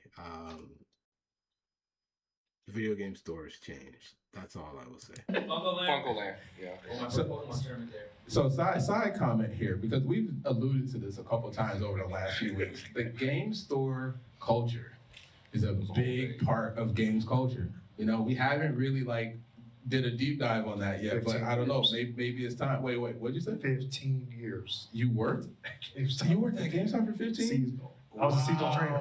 I knew you were one of the long running ones. Anyway, we'll have to talk about that later. I also there's a whole dynamic of people that have worked at GameStop. It's a mess sometimes. But so Robert, You get one now. I appreciate you. Your work isn't centered on making games themselves, but what drew you towards games culture and the community surrounding it? That's a great question. Well, I love playing games. I'm an only child, so I played them typically by myself. But then when you go to school and everybody has their different games, their own opinions, I loved how I saw people connecting either because they agreed or disagreed about game stuff. Oh wait, so Princess says I always wanted to work there, but they never wanted me. Oh, okay. We're gonna have to unpack this. We're gonna have to talk about it. As much as I don't typically talk about working in a video game store, I feel it. We're gonna have to do it. We're gonna have to have a stream where we talk about working in a video game store. And I want to collect all the different stories. We have to do it. It has to happen. Courtney Solovini has joined the chat. What's up, Courtney? Welcome. Great. Oh, and then St. Clair says, and the thing is, they were always hiring. Yeah, again, that's part of the what we need to talk about. The fact that they're always hiring, but yet they don't hire. I'm telling you, we need to have a whole entire conversation about that. Stay tuned. Mm-hmm. And as I got older, probably right around 11th grade, 10th grade, yeah, because PS2 had just dropped and the arcades were starting to fall off around me. Like there weren't, like the gas station didn't have Tekken 3 no more. The spots that we used to go started falling off and everyone wasn't online yet. So I saw a cratering where there's not enough people connecting. Wow. So that was kind of where the impetus to make a space that does that came from. Because we would just be playing after school, but then we get kicked. Silver experience. It's Courtney with no U. Courtney with no U. Out because they got to lock the school up. Oh, yeah. So just creating a space, I felt like I wanted to make a space that let us play whatever we wanted to play. That was the initial thing. Like that's where that came from. So I have to ask another question because we are in Cleveland and you know there's a very pertinent topic that I have to ask now. What high school did you go to? It's not obvious at all. I went to Collinwood High School. Rainbow Heights. We love it. But no, yeah, so I went to Collinwood and obviously that's a really important piece too, but because I went to Collinwood, I could travel everywhere. Like, every bus line crossed on or one way or another. So I was hitting Severance, I was hitting Richmond Mall for the arcades and once they started dying, that's kind of when, okay, we have to figure out how to make a space. So, this is a little bit of a loaded question because Cleveland, in general, the culture of the city here in the land, the high school that you went to is a question that a lot of people ask. Yes. Because it says a lot about like how you grew up, the neighborhood you grew up in, and so on and so forth. But the connective tissue there to games culture, Robert led right into it. You know, the high school he went to, the malls that he frequented and the arcades that were in those areas. Again, another topic that we've talked about several times here at Empowering the Culture. I just like to make a book note of these things because as we're talking about games culture and people's experiences, these details are very important. And I'm sure that in Robert's story, many of us can relate to that, you know, talking about video games at the lunchroom table or, you know, having a Game Pro magazine or a Nintendo Power. If you have that Nintendo Power, please hold on to it. But, you know, magazines were another real big deal. So, you know. Getting them from the library, you know, yeah. Or, you know, going to the laundromat. And again, the laundromat's where I grew up, St. Clair Superior and then Collinwood the rest of my life. But it always used to have one, usually a 25 center. So once those started dropping, we've got to figure something out because we didn't have good enough internet yet for that. Like the StarCraft wasn't hitting like it needed to on my Earthlink at that point. So right. Yeah. Another thing that Robert just mentioned too, another like book note, you know, bookmark that we can think about and maybe talk about later are laundromats. Laundromats were also places where you would find arcade games regularly through the city.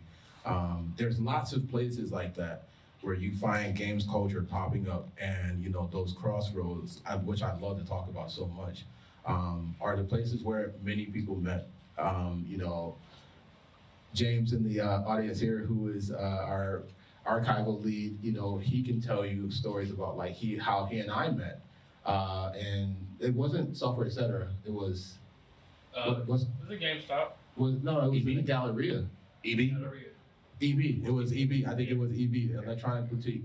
And so, you know, a lot of our stories, and I would say for myself, a lot of the people that are some of my closest friends today, I met in the games culture space. So that's why I really love to talk about like the tapestry. So just keep these things in mind as we continue to talk.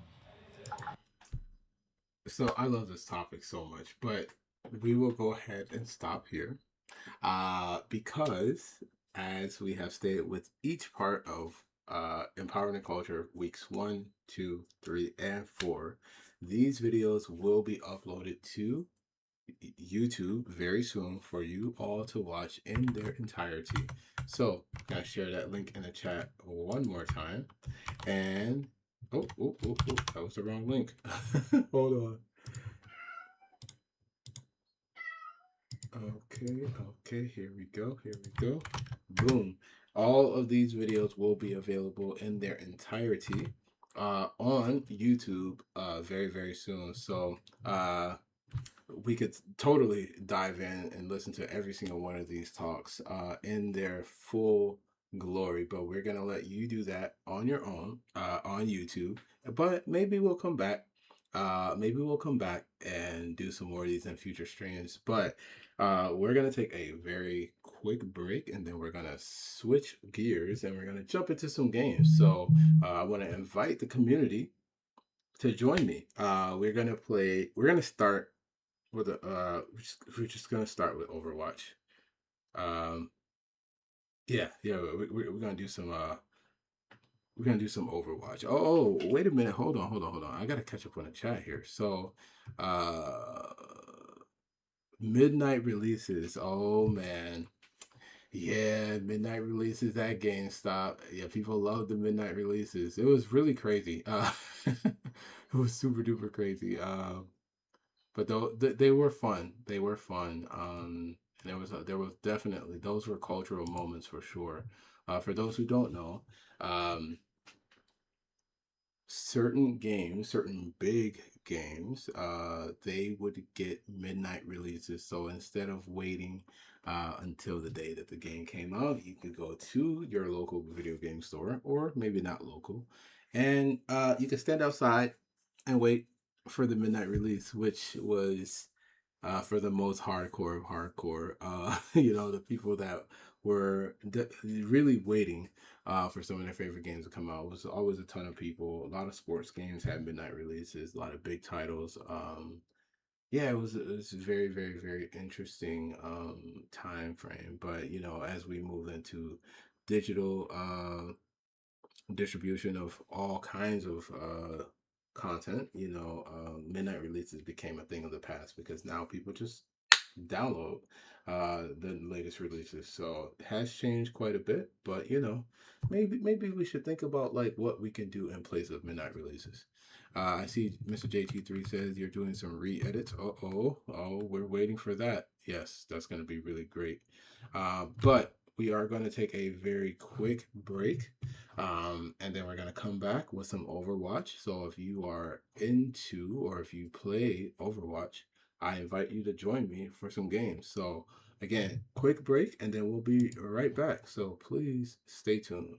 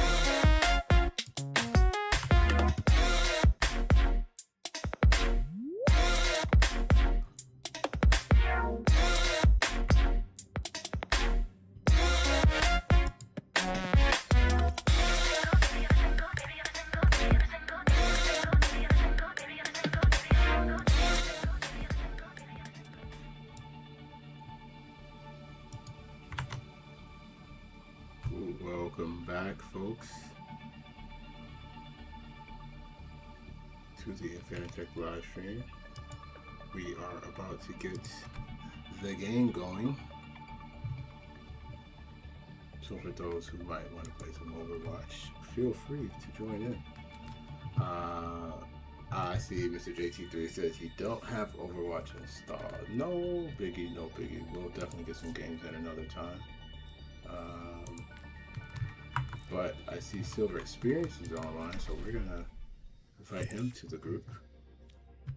What's up, Silver Experience? You wanna join us? Oh, it is crossplay.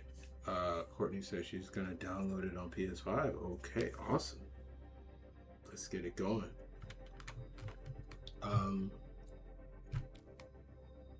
We'll probably do some in-game chat. There we go. What's up? We're gonna have someone else join us momentarily, but welcome, Silver Experience, to the chat. Welcome to the live stream. 20-minute download. Oh yeah, no problem. We'll get a game going, and then Courtney's gonna join us. But how you doing, Jordan? I'm doing alright. Man, it's hot. Yeah. What's the temperature? I mean, it's getting cooler there, though. What's the like, temperature? What's the temperature there right now? Let me check. Like 83. Oh, okay. Yeah, I got the fan going though, so it's not as hot. Okay. All right, let's see. I'm gonna go for New Queen Street. Oh, I missed the opportunity to vote. We got Helios. Yikes. Oh well. But 68% humidity to 83 degrees. Okay, yeah, that's it's pretty warm. So yeah, it could be hotter there. What was something about empowerment culture that you really enjoyed? Don't worry, I'll be right I really enjoyed like talks about partnering up. Like community is like so important when it comes to gaming.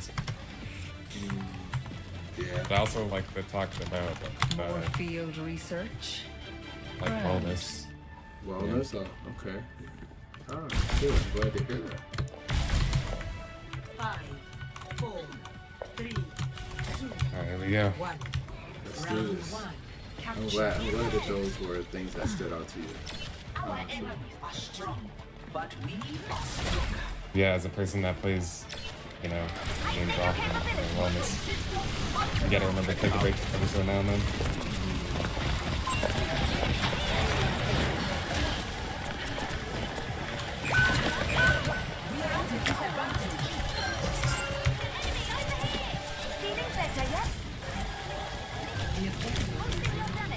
Man, they're all on me, man.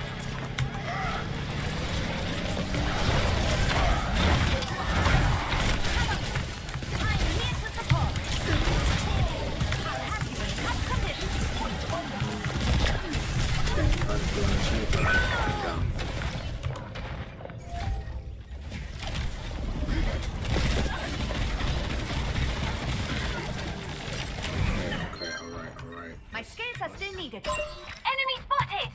It seems our tests were inconclusive.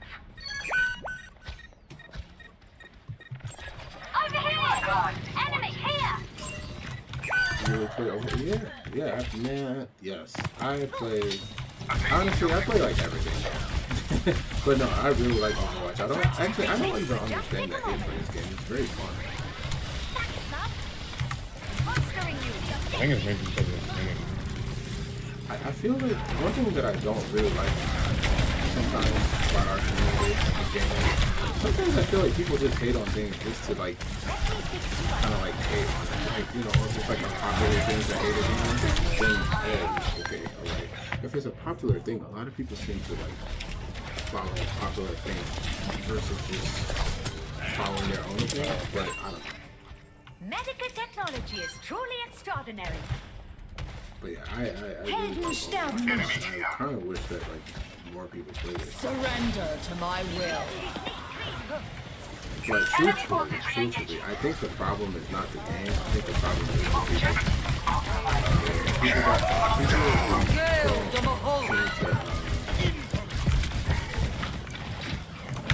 people don't seem to have like good people sense. I agree. Like they're But like not very. What's the word? But it's like if you play with people that are like cool. Not emotional. They're not emotionally mature. If that makes sense. Yeah, that's kind of true. But like, I think if you play games with people who you actually like, you know, gaming, or like, you know, if you have community around certain games, it's very different.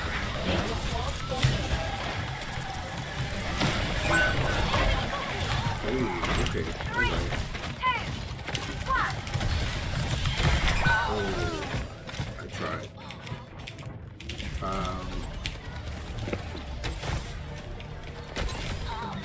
When do we stop celebrating when people like stuff that we don't? Yeah, it's okay if people like different stuff, right? Exactly. Yeah, that's fine. That's really fine. That's totally right. Mr. JT3 says Marvel Rivals. Yeah. To be honest though, I don't think. I mean, there is. Hold on. I understand the comparison. I do understand the comparison to Overwatch, but it's just Overwatch is so like better. It's so good. I feel like last time, but I actually think that if Marvel Rivals was not Marvel characters, nobody would play it. That's just my opinion. I don't think the game is really like that good. I don't think it's that polished. And I really do feel like the reason why people play it is because it's just got a Marvel skin. I'm gonna finish this war. If it was like a different theme, or if it wasn't Marvel characters, I really don't know if people would play that game. Battle draws near. I could be wrong. And I have it. I will play it. Like, if anybody wants to play Marvel Rivals, I'm down. But, 5, 4, 3, 2, 1. Switching characters. Let's do this. I will find the key. But yeah, like what? Yeah, just let people like what they like.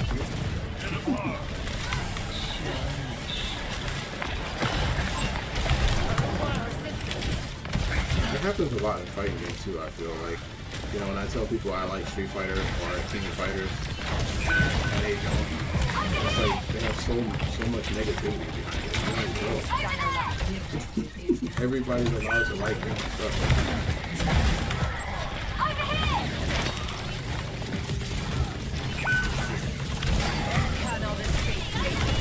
Ooh.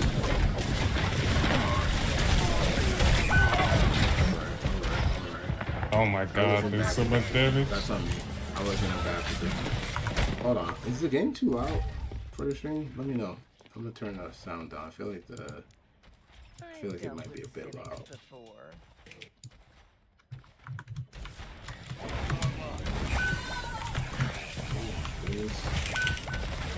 Oh, wow.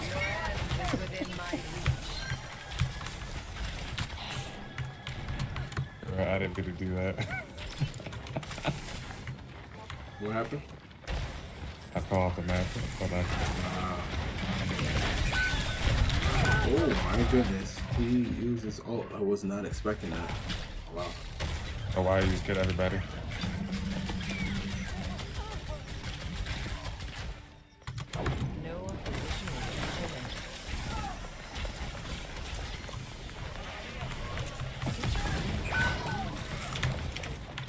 But yeah, for me the thing is, what makes gaming like really good to me is community. That is actually the defining thing, you know? Good community can actually make a actual objectively bad game much better too. Ooh, man, that dude almost got me. Okay, alright.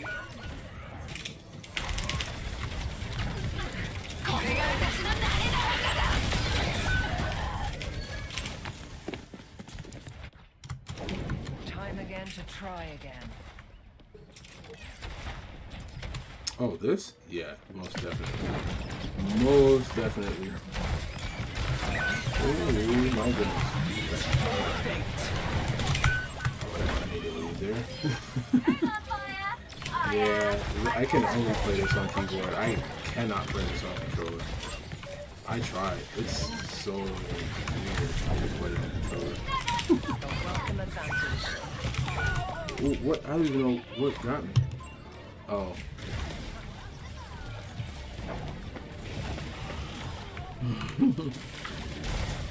To be honest, Vector Linux, I feel like if I could play Splatoon on controller, I mean on mouse and keyboard, I'd probably be a lot better at it, to be honest. I offer something more. I should see if they actually have an adapter for mouse and keyboard for the Switch. I would absolutely try that. Oh boy, here we go.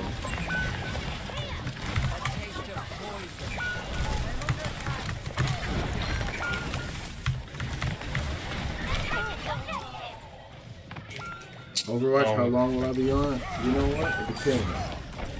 It depends on you. No, if you I was doing so good, man. If you'd like to join, I would definitely play with the community as much as possible. Okay, all right, it's warm-ups. Yeah, I did pretty good that match.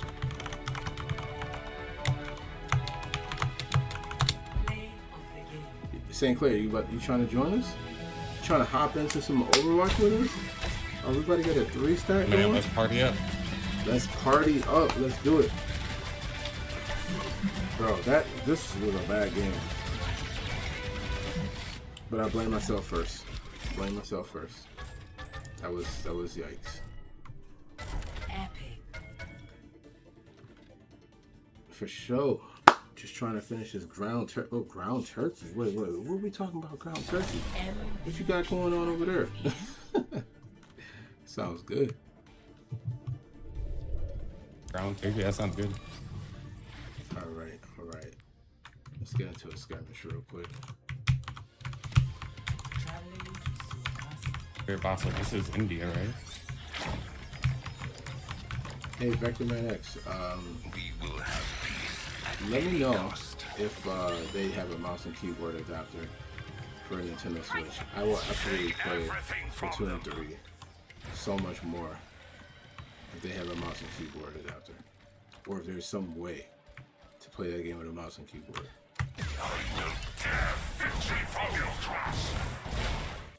Okay, here we go. He's I'll do some research. Awesome. All right, so let's see. I'm gonna just go with King's Row. Why not?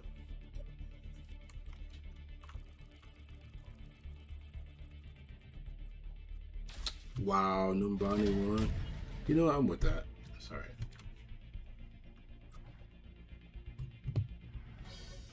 Traveling to Mumbai. Jordan in the chat is asking, when did you start playing with Tracer? To be specific, couple months ago. To be specific, Mr. JT3 is asking, when did you start playing with Tracer? Yeah, I started playing her like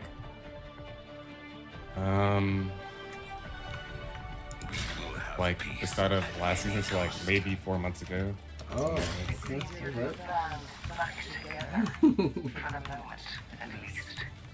First, like, she was like really hard for me, but once I started to get accustomed to her, she's still hard to me. I still think she's very hard. Yeah, I can't do the damage characters though. Mr. JT3 said that you are always picking his characters, Tracer, Lee.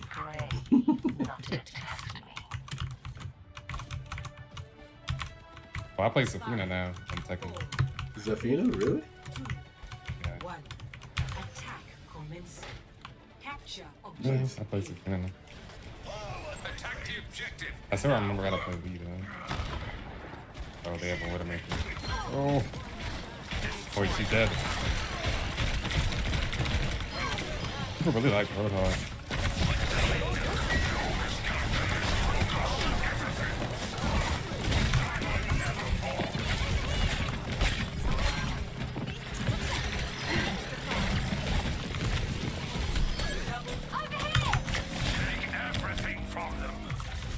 Wow, that was really fast. Wow, that was really fast. Nice. We must ensure the payload's progress.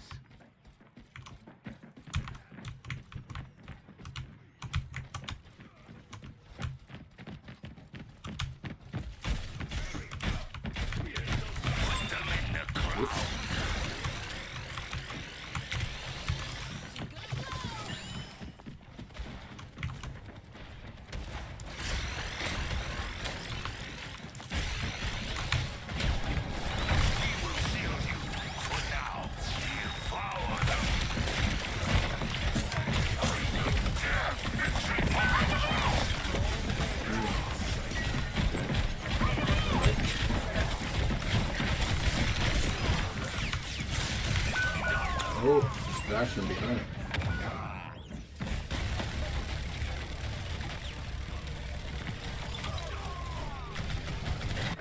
Wow, did he get 3 kills? Yikes. I will break before I yield. Hiya! Hi there! Over there! Stand behind me, friend. Enemy turret ahead! Hi! Put them in the ground.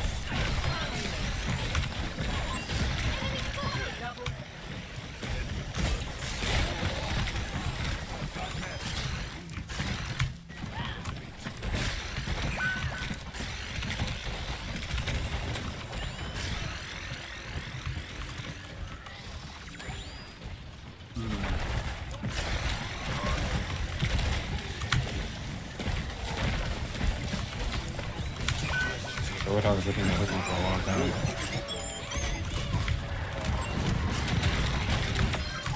Return to your rest. Okay, right.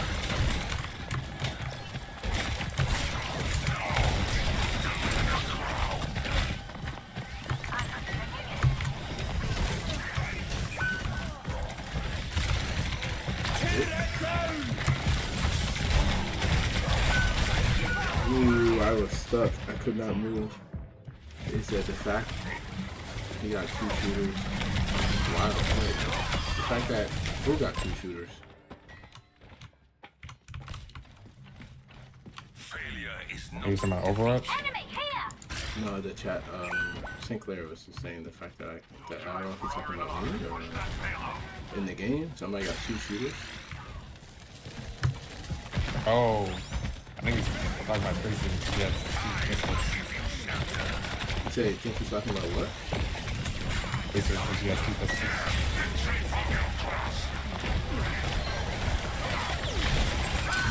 Out of here.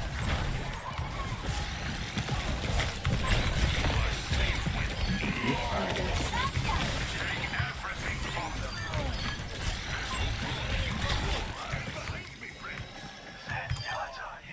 Oh, you gotta stay with the payload. I will give you shelter.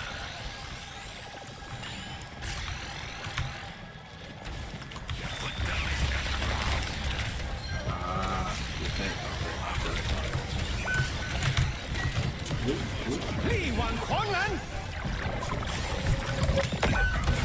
Yikes. Well, he's down.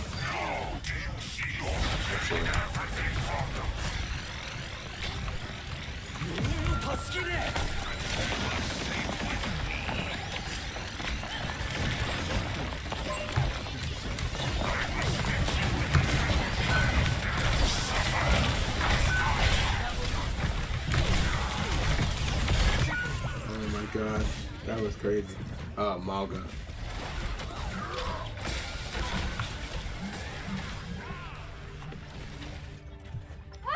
Yeah, Malga's a very good character, that's what I'm hearing. A minor setback was inevitable. He is. He's a really good character. He is very. He's very survivable.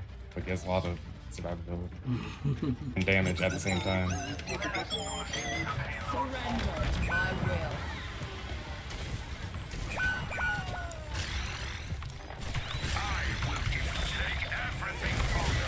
And that chat is going crazy, man.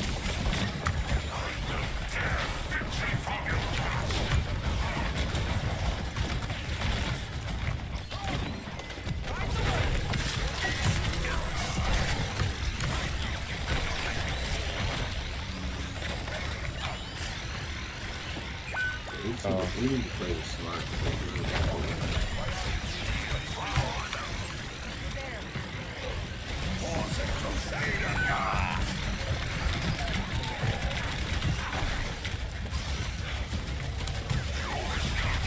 Keep messing up.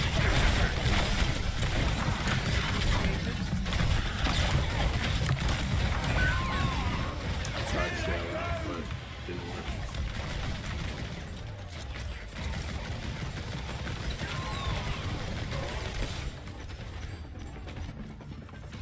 I tire of these games.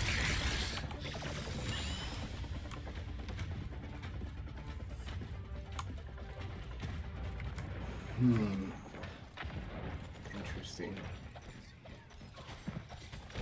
I'm waiting for you guys to go in so I can go in as well. So I'm gonna go in.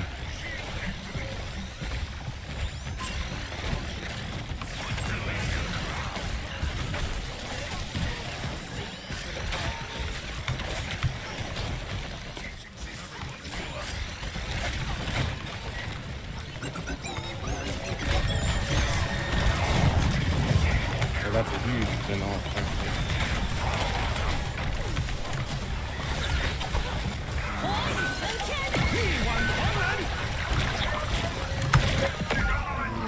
I got chased down. Very interesting. Very, very interesting. I really want to switch character, but I'm gonna stick it out.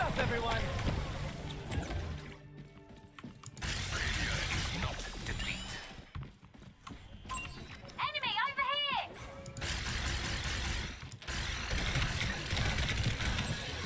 Take everything from them.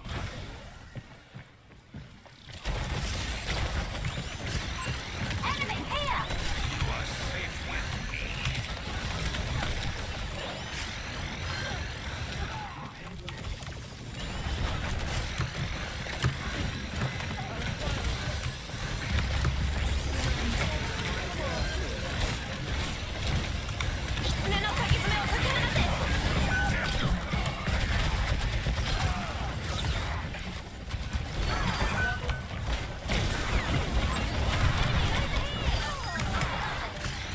There you go. That's game, right?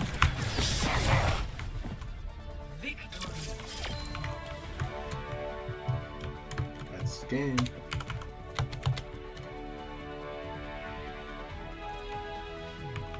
Play of the game.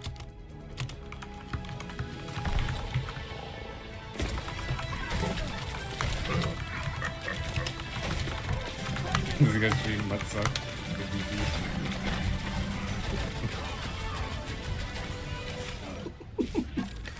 See you later. Gotta go. All right, cheerio. Thank you so much for joining us. I know that the gaming, I know, but you know, got a game. We got a game, but we're gonna get you. We'll teach you the ways, you know. But enjoy your evening. Take care, and thank you. Thank you for coming by.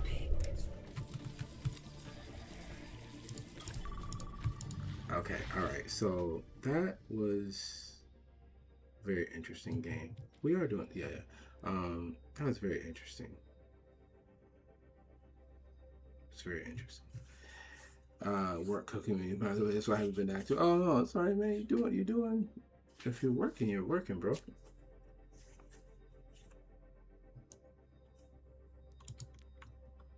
All right, we're gonna jump into a skirmish. Traveling to see us.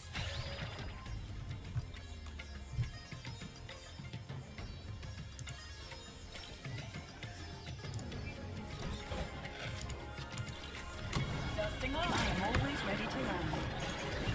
Tracer here!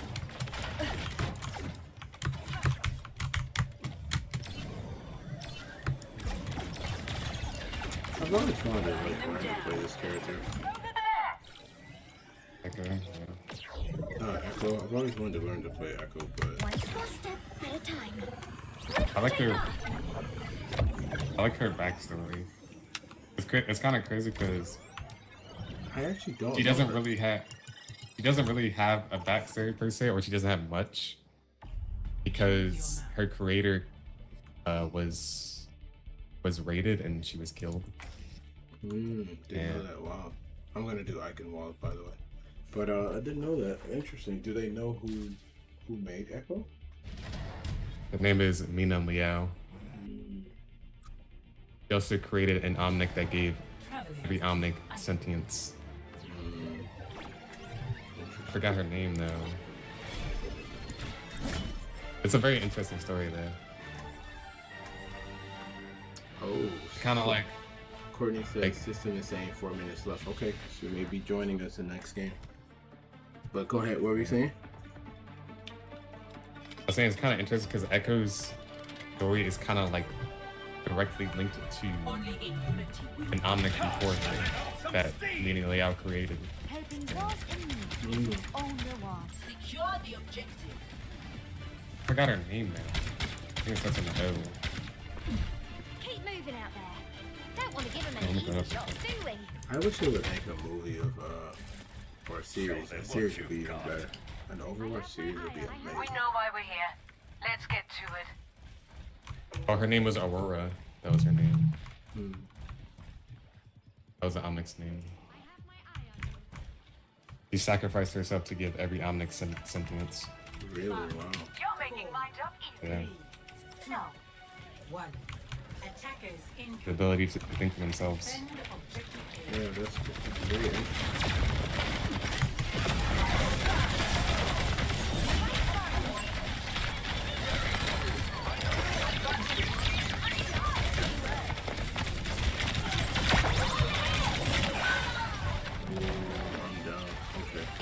Oh no, I almost got revived.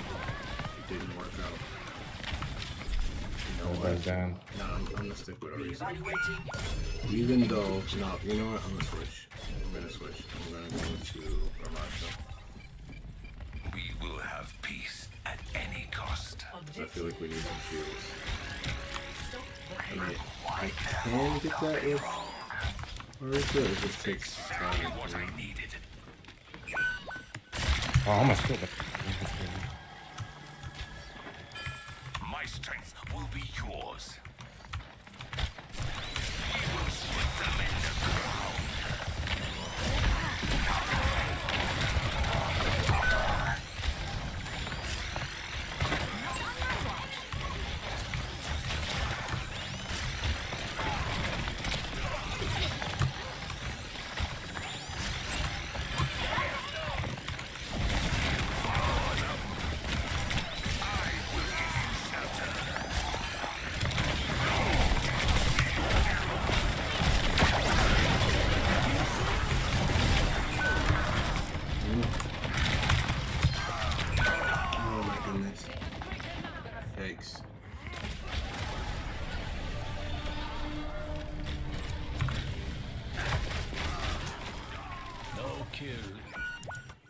My resolve hardens.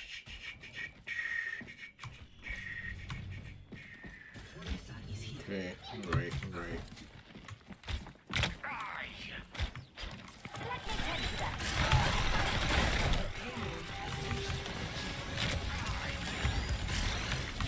That's a little annoying.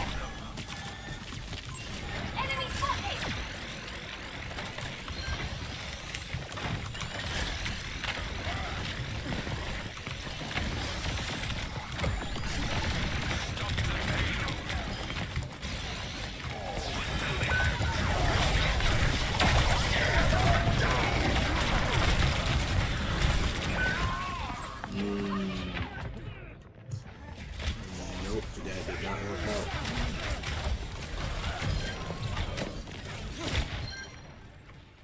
Knock them from the I finally died after a very long time.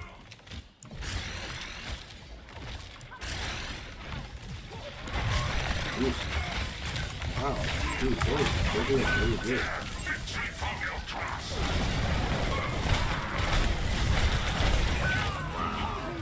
Okay, alright. We're getting beat fair and square.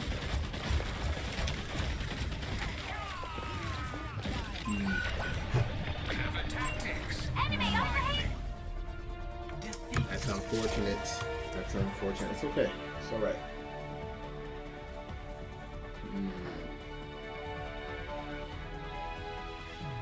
Play of the game. Yeah, we're getting Courtney next game, so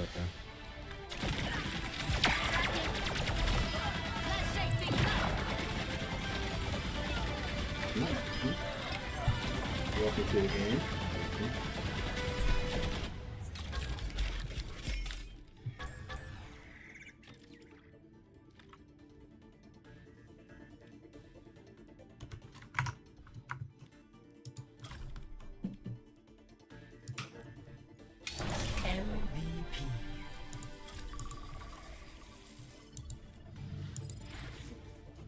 is that Courtney? Okay, we got 3 people.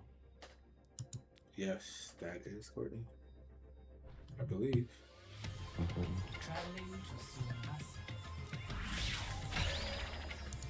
Alright.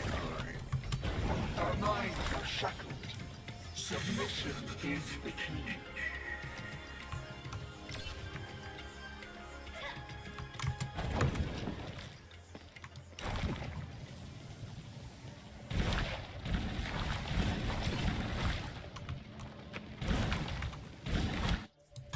Alright, here we go. St. Clair says their game is updating. Anywhere but Saravasa. Anywhere but Saravasa. I do not like that map, man. Yeah, I don't like it that much either. I do like Shambali. Yeah, Shambali is good. Shambali is fun. Now arriving at the Shambali Ministry. Prepare for battle. Select your hero.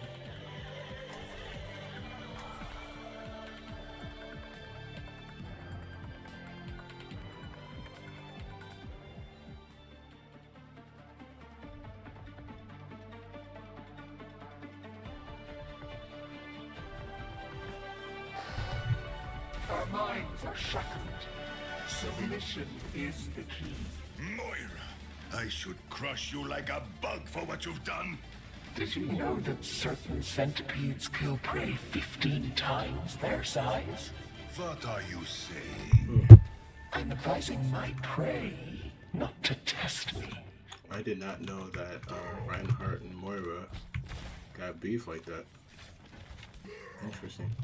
Everybody on Overwatch has beef with Moira because of her experiments. Said everybody. Like nobody likes her at Overwatch. I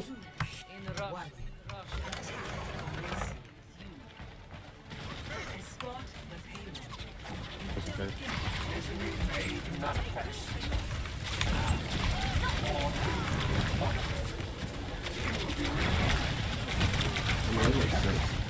She is a villain, so.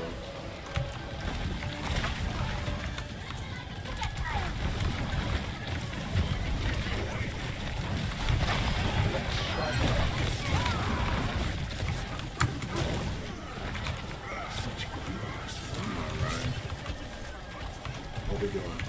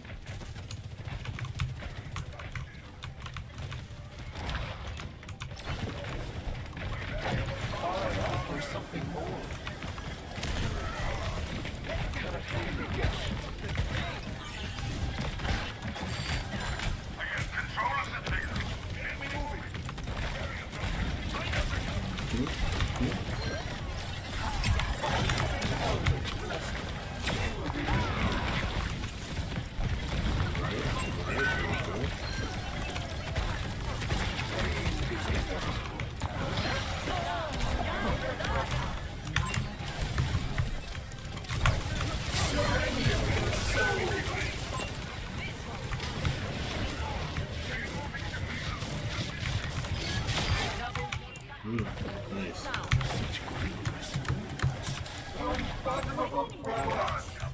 Yeah, I see you got 8 kills. Okay. mean, look, sometimes it be like that.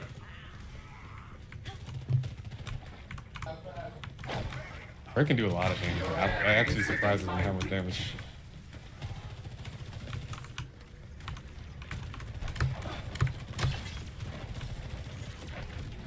That is down.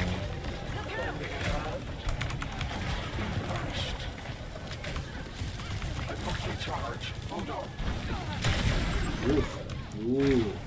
Somebody was doing damage. Yeah, it's a Sojourn up here.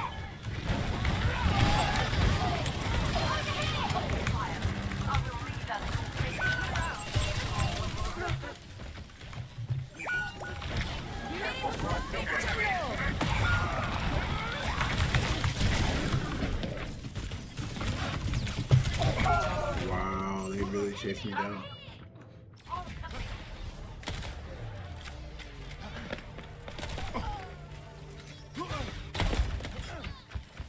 I knew I was dead.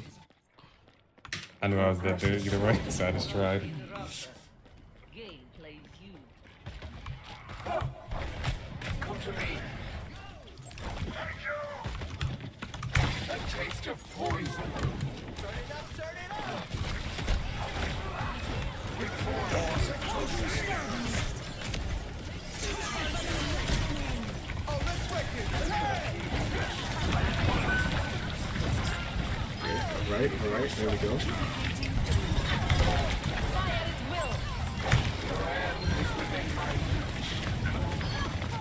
Okay. Dang it.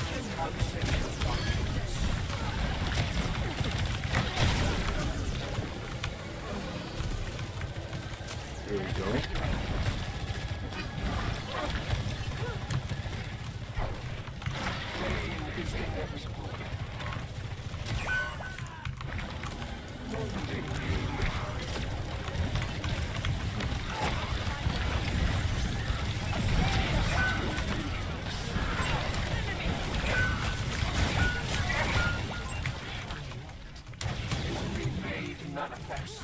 We almost got Oh, it. okay. All right. She chased me down. We almost got that. Wow. I was not expecting that. Okay.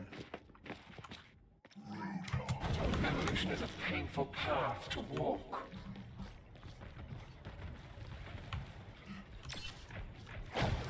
Big Staggerlat.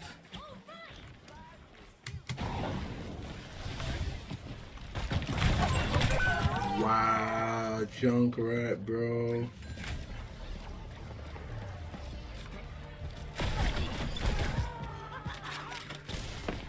Junkrat's Your position is insurmountable. so strong, bro. You're broken. May I?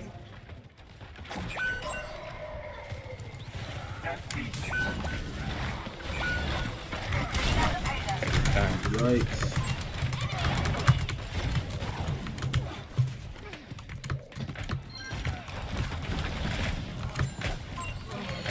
Junkrat tried to get me. Yeah.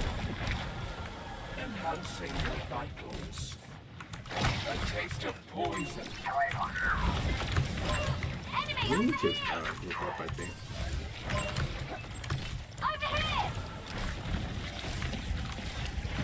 Your end is within my reach. This ends now. Yeah, this is bad. This is not good.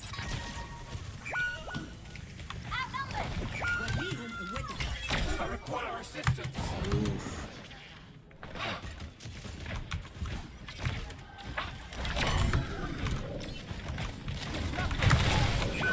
Will be endless.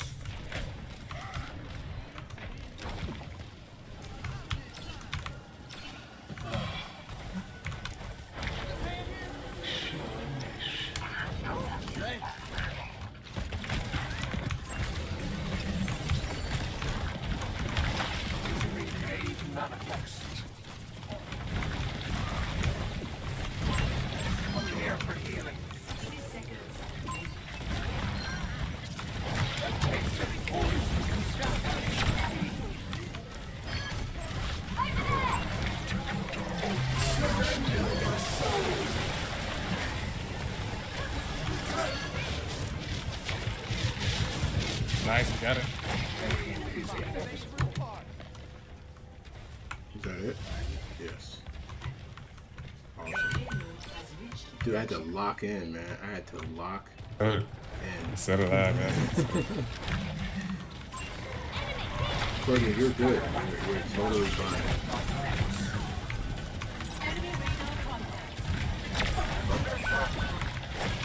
I thought I recalled. Press the wrong button. Oh, St. Clair said they're ready. Alright, we got somebody else joining.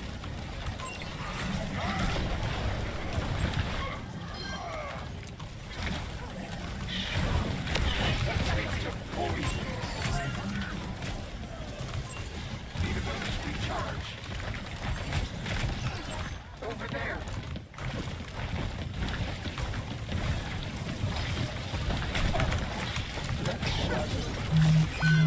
This ends now. So annoying.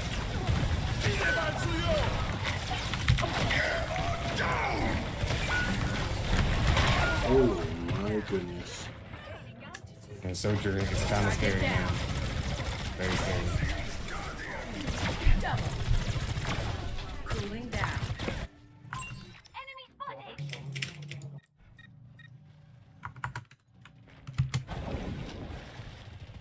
St. Clair, when this game is done, we'll invite you into the next one.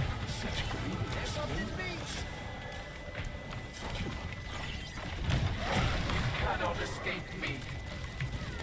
60 seconds.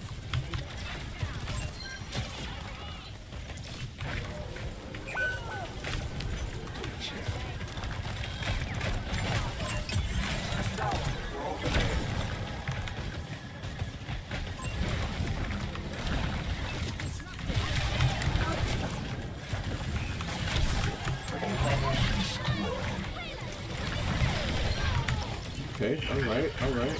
That's looking good.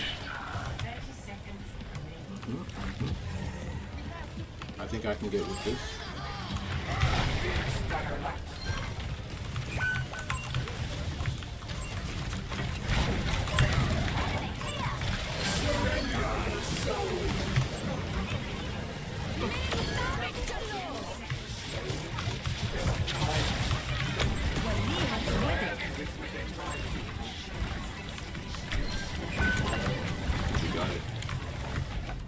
Nice. That was hard game. Alright.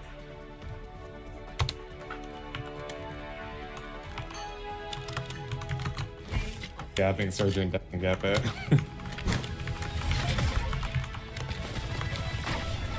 Hope shines now. Target down. Man, that was a little rough. Cooling.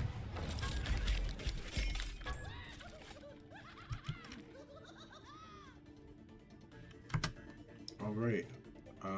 Let's leave this game because we do need to invite one more person. And then I am going to be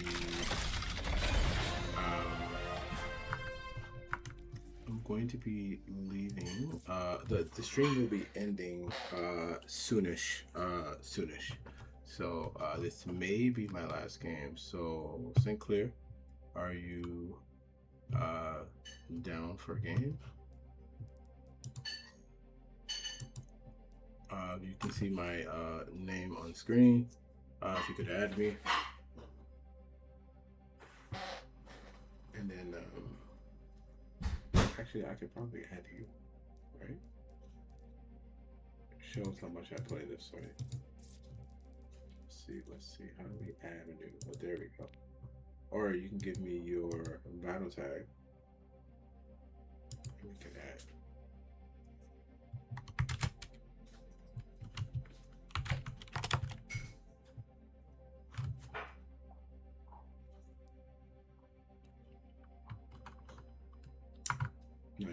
Nice. Put in Discord. Smart. How the run going? Not too bad, Sabu. We I think we have 2 wins, 2 losses right now. Yeah. Alright, let me get the tag on Discord.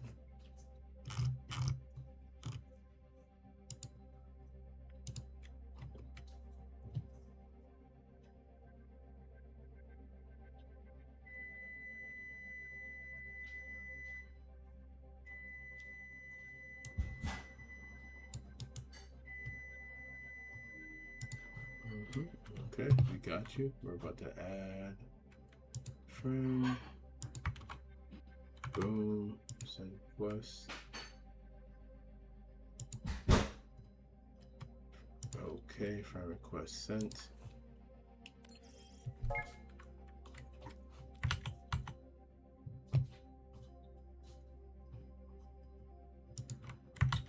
Okay, so yeah, this is gonna be my last game because I have to get up early. Oh no, Courtney, you're good. We're just gonna add one more person, and then we're gonna get our last game for the night.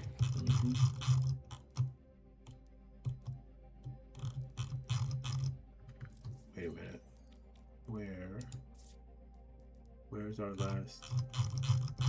Where's our last? Oh, the fact that he got 2 shooters is wild. I think his name is starts with M. You're talking about Mauga. Yeah. He's talking about Mauga. Yeah, St. Clair was talking about Mauga. Yeah. But for some reason I'm not seeing St. Clair's online.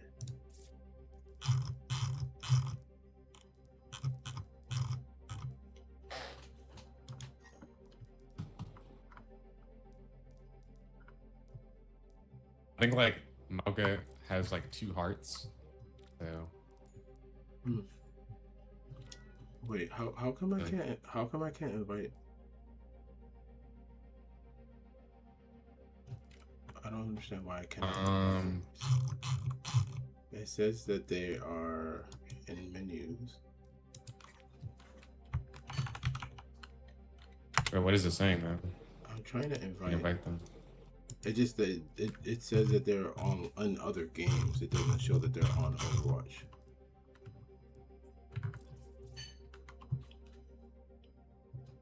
Do you know how to? So, yeah. So they would have to. They on Overwatch though? No, they accepted my friend request. They're online. It says they're in menus, but it doesn't show them as online in Overwatch.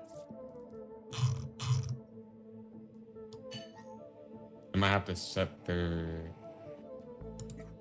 Can you send a join request, St. Clair?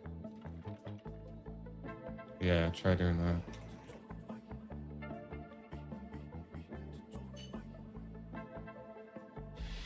There we go. That's so weird. I don't understand why.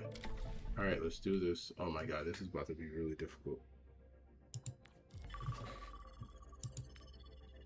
But yes, this will be my last game for the evening. We're going to end the stream after this. But thank you all so much for joining this evening. It's been really, really, really fun. I'm glad we got to go over all 4 weeks of Empowering the Culture. It's been excellent, truly. Hold on one sec. Oh, I'm pressing the wrong thing. Okay. But no, it was good to do like a recap of all 4 weeks. It's a nice reminder of everything that we've actually been able to accomplish over the last month. And this session has been fantastic as well. And so next week is the finale, the actual finale of Empowering the Culture. We really appreciate everybody for coming by. We appreciate everybody for just everything that happened over this, again, the last 5 weeks now, because we're at near the end of the 5th week. It just gives me a lot of hope for the future, for our community, for games culture as a whole. Sure. So yeah, Okay, let's see. I'm gonna do Neon Junction just because I haven't played that map a lot.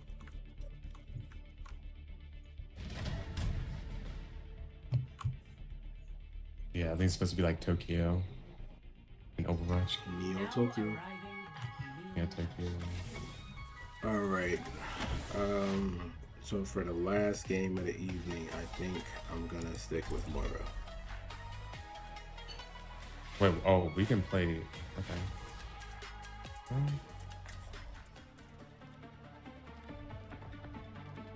Actually, you know what? I'm gonna play tank. I'm gonna play Ramattra. I'm gonna play tank. We will have peace at any cost. Who's ready to have some fun? I'm gonna stick to my guns.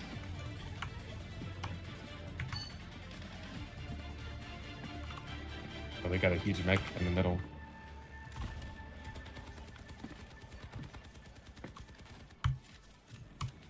Back to playing the hero? I never stopped.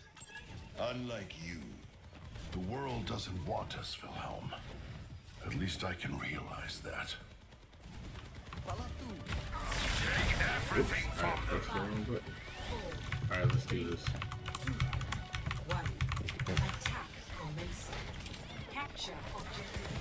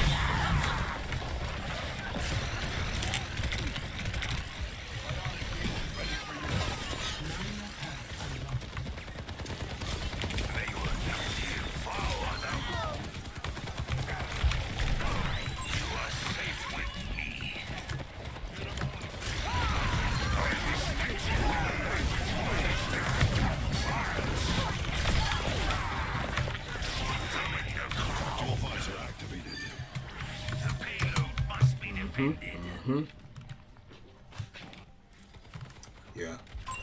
Alright, let's get this dub on the way out.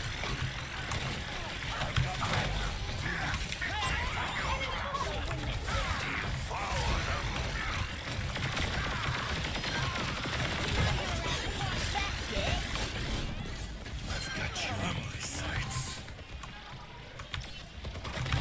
I will give you shelter. Join me in defending the payload.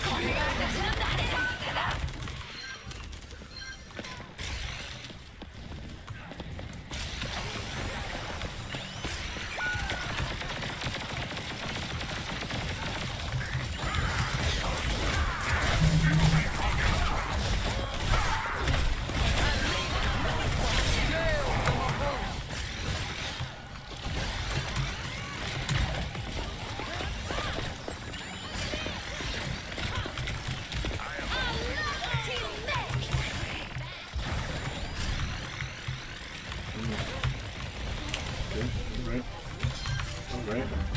A little easy, a little easy.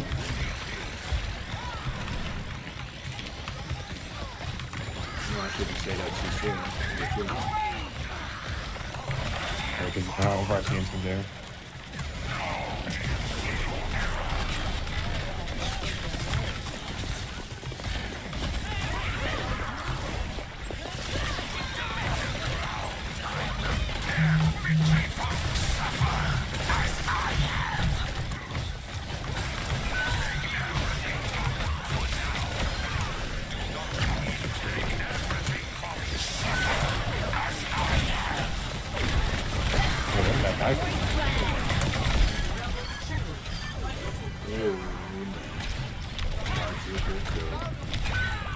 Oh, I got taken out right before I got out of there.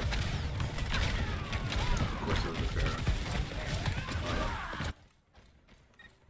a high Let's win this game. to delay me. I'm on fire. Thank you.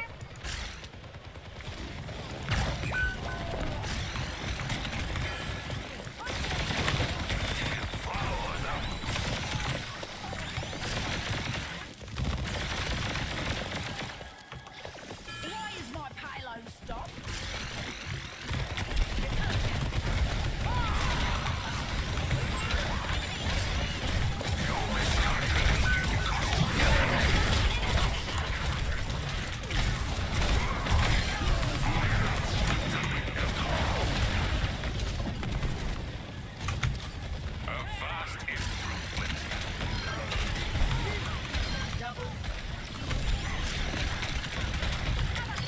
I'm on the payload.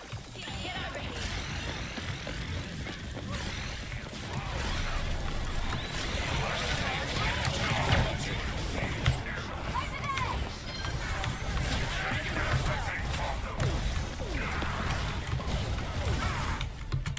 Okay, all right. I'll take that. I'll take that.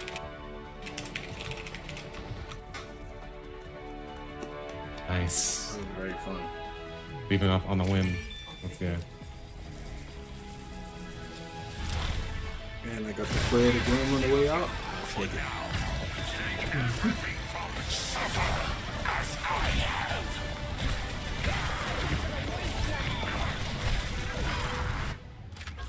That was fun. That was very fun. Tanks. The tanks on top. Let's get it. Alright, so it's been fun. This is an excellent stream today. Oh, look at MVP. It was. Awesome. Alright, so thank you all. You're holding it down. So much. Really appreciate it.